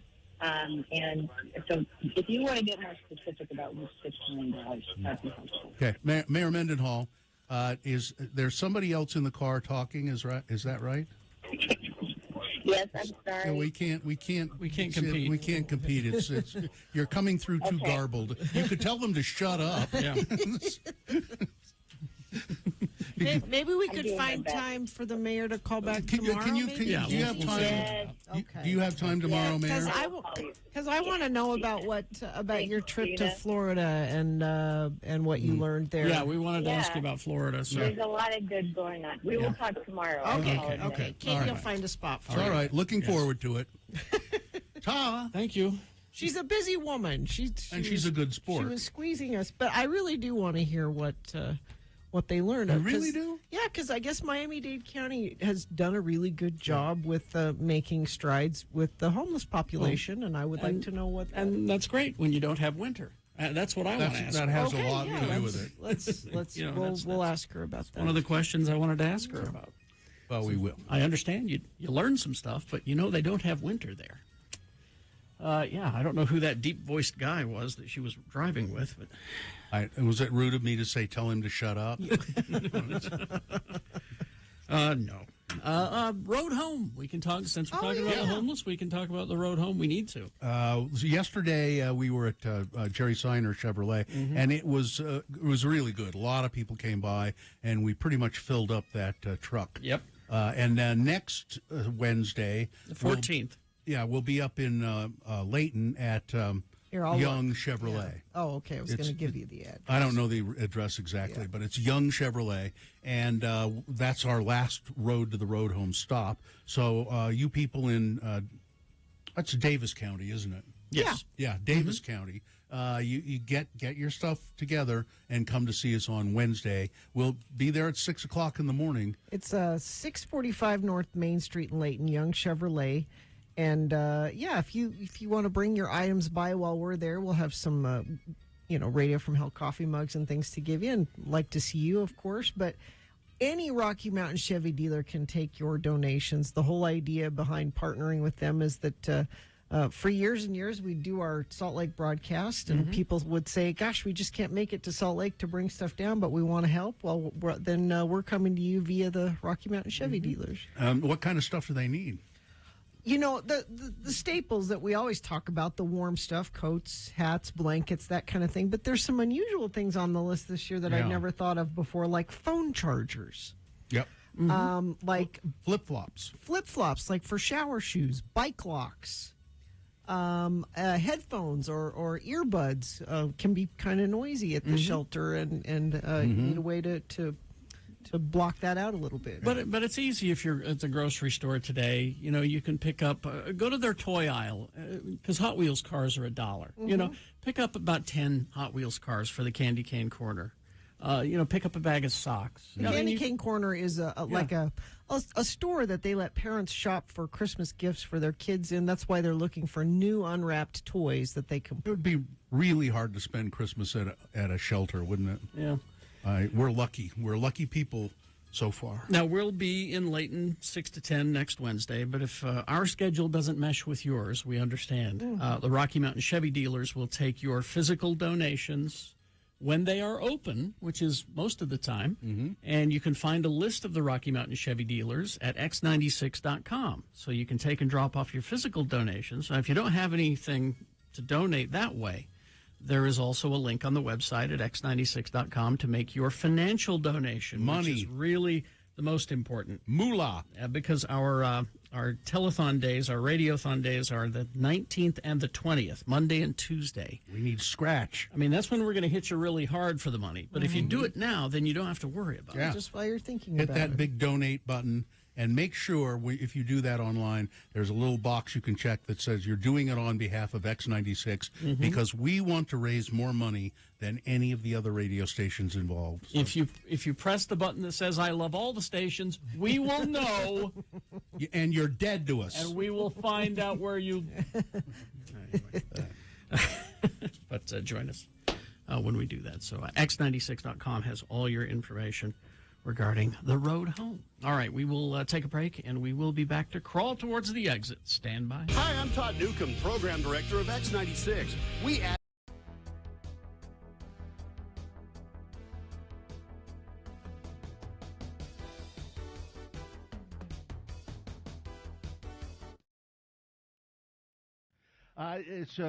I have this.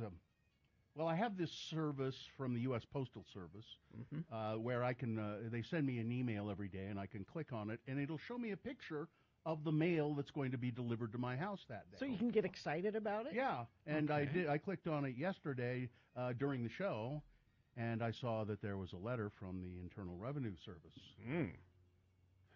and it looked. I mean, it looked. It wasn't some sort of, I don't know, offer from them, or I mean, it was obviously serious letter. And I went, opened it, and it says inside here, and I have it here. We found an error on your 2021 Form 1040, which affects this child tax credit area of your tax return. Are you claiming children you don't have, Bill? We charged your tax return to correct this error. So they withheld money. Yeah. Well, this is essentially a bill. They didn't withhold money. They said we need you to pay this. And it says, we changed the child tax credit amount claimed on your tax return because there was an error. The computation of the credit was incorrect. It wasn't transferred correctly by your tax return. So if you want to contest this decision that we've reached, here's how you do it. Now, did you fill out your tax form, or did you have a guy do it? No, I have somebody do it. I don't fill out my tax forms. I have no idea how to do it. So you need to stomp over to his office and go, what happened here? He should go to jail, not you, Bill. It's a woman, Gina. She should go to jail, If you don't agree with the changes made, call this number, your caller ID provided at the top of the page, to review your account with a representative. Be sure to have your account information available. You can contact us by mail. And then it shows me how much. It says amount due, $4.11.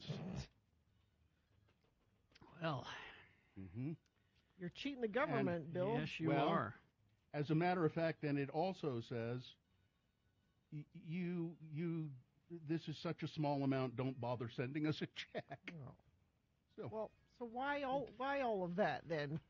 Why any of that then? Accountants, they got to cross their T's, and it's kind of it's kind of comforting in a way.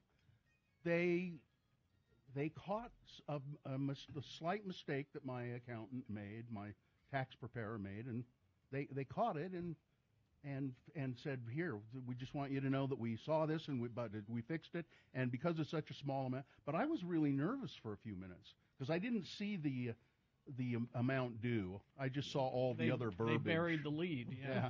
I just saw all of this stuff and I'm going, oh my God. The first thing on there should be, don't worry. Yeah. Everything's fine. Right. Now here's what happened. Yeah. It's just. Boy. But accountants, they don't think about things like that. No.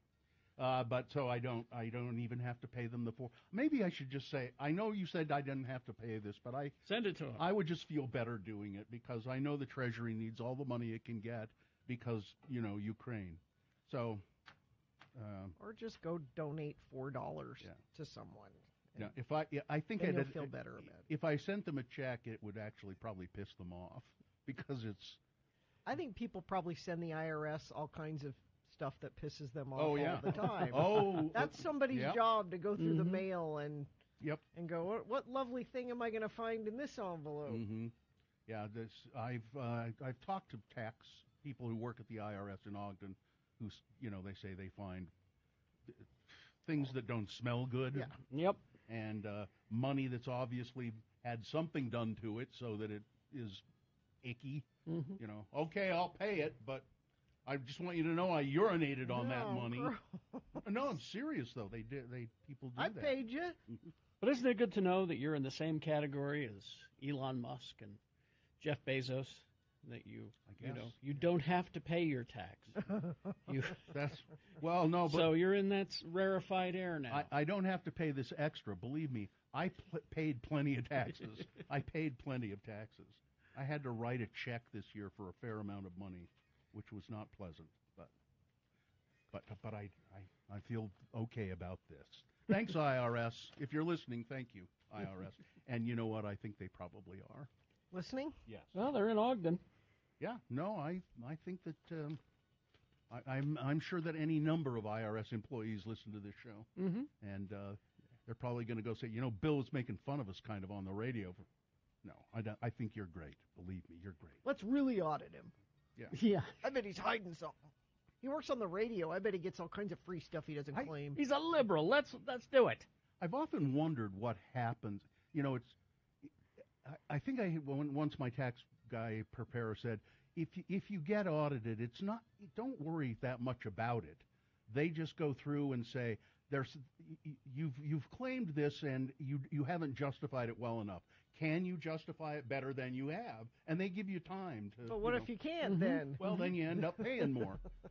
It's because most of it is just, it's not intentional evasion of taxes. It's, you deducted things that although that's becoming less and less a problem because there are fewer and fewer things that are allowable to deduct from your taxes anymore. We need a flat tax.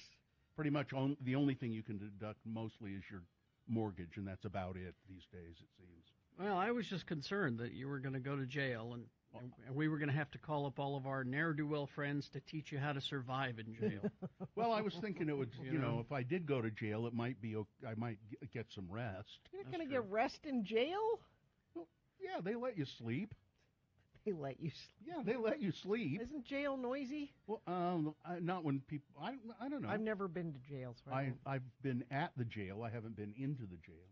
I have been in jail overnight. Yes, in the Davis County. And did you sleep? No. No, because I was in a cell with one guy he wasn't there very long. They came and let him out. He'd been drunk and driving or something.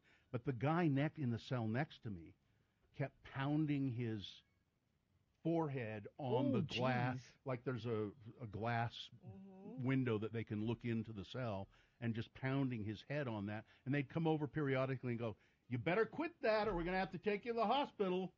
Bam! Wow. And it started getting bloody, you could tell, and finally they took him out and took him to the hospital. So no sleep. No.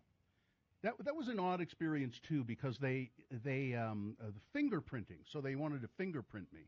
But they have this, it's not like they use ink stamps and stuff anymore much. To scan? Well, they put some ink, but then you have to scan on a computer, and they couldn't get it to work right. Is it because you file down like Kevin Spacey in Seven? I use acid on my fingers. Yeah. Little just burned my fingerprints off. Turn to the right. They could not get it to work right, and I kept trying to help them. Well, maybe if we do it this way. Jail is very noisy. Bring a toothbrush and earplugs. Did they let you have a toothbrush? I don't know. I wasn't there long enough to. Okay. You will get a lot of reading done.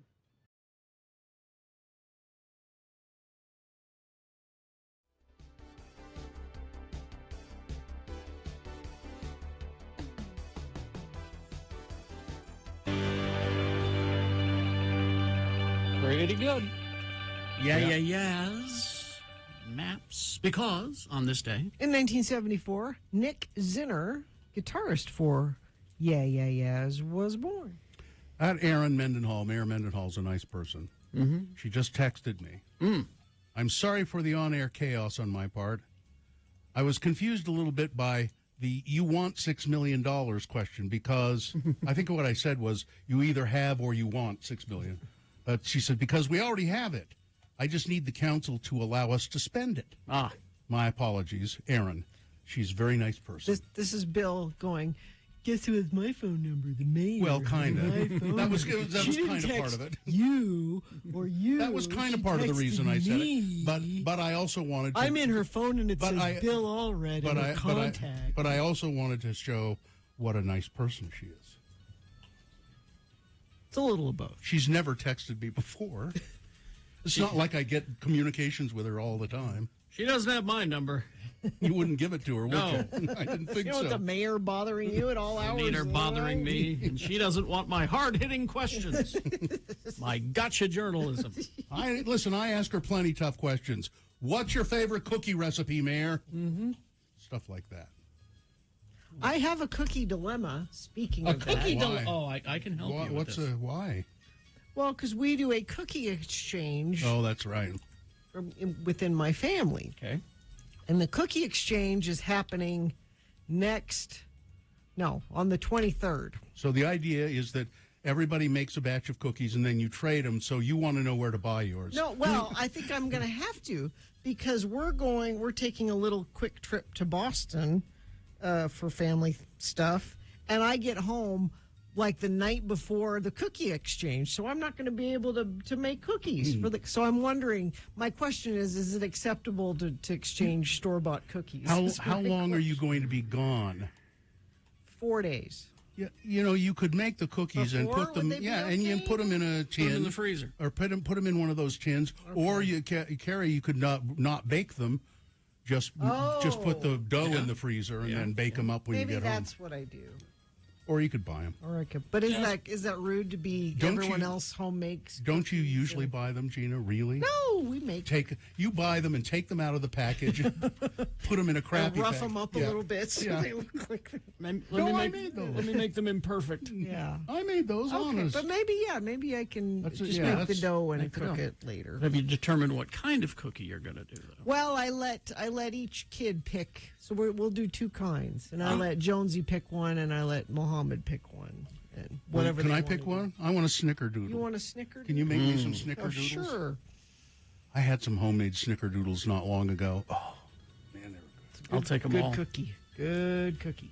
I'll take them all. We always do the peanut butter with the Hershey's Kiss. Mm-hmm. Those are good. We do those every year. Yeah. And then the other one is that's the wild card. That could change from do something a little offbeat. Do a Toll House sort of thing. No, you don't do Toll House cookies for Christmas. That's every other part of the year Christmas or cookie. That's an everyday cookie. Yeah, you need a special cookie. Why don't you throw them a loop and say, this year I decided to make biscotti? No, Mikkel makes biscotti. She makes the biscotti. Yeah. Of course, there's somebody does. So she's already got that. Yeah.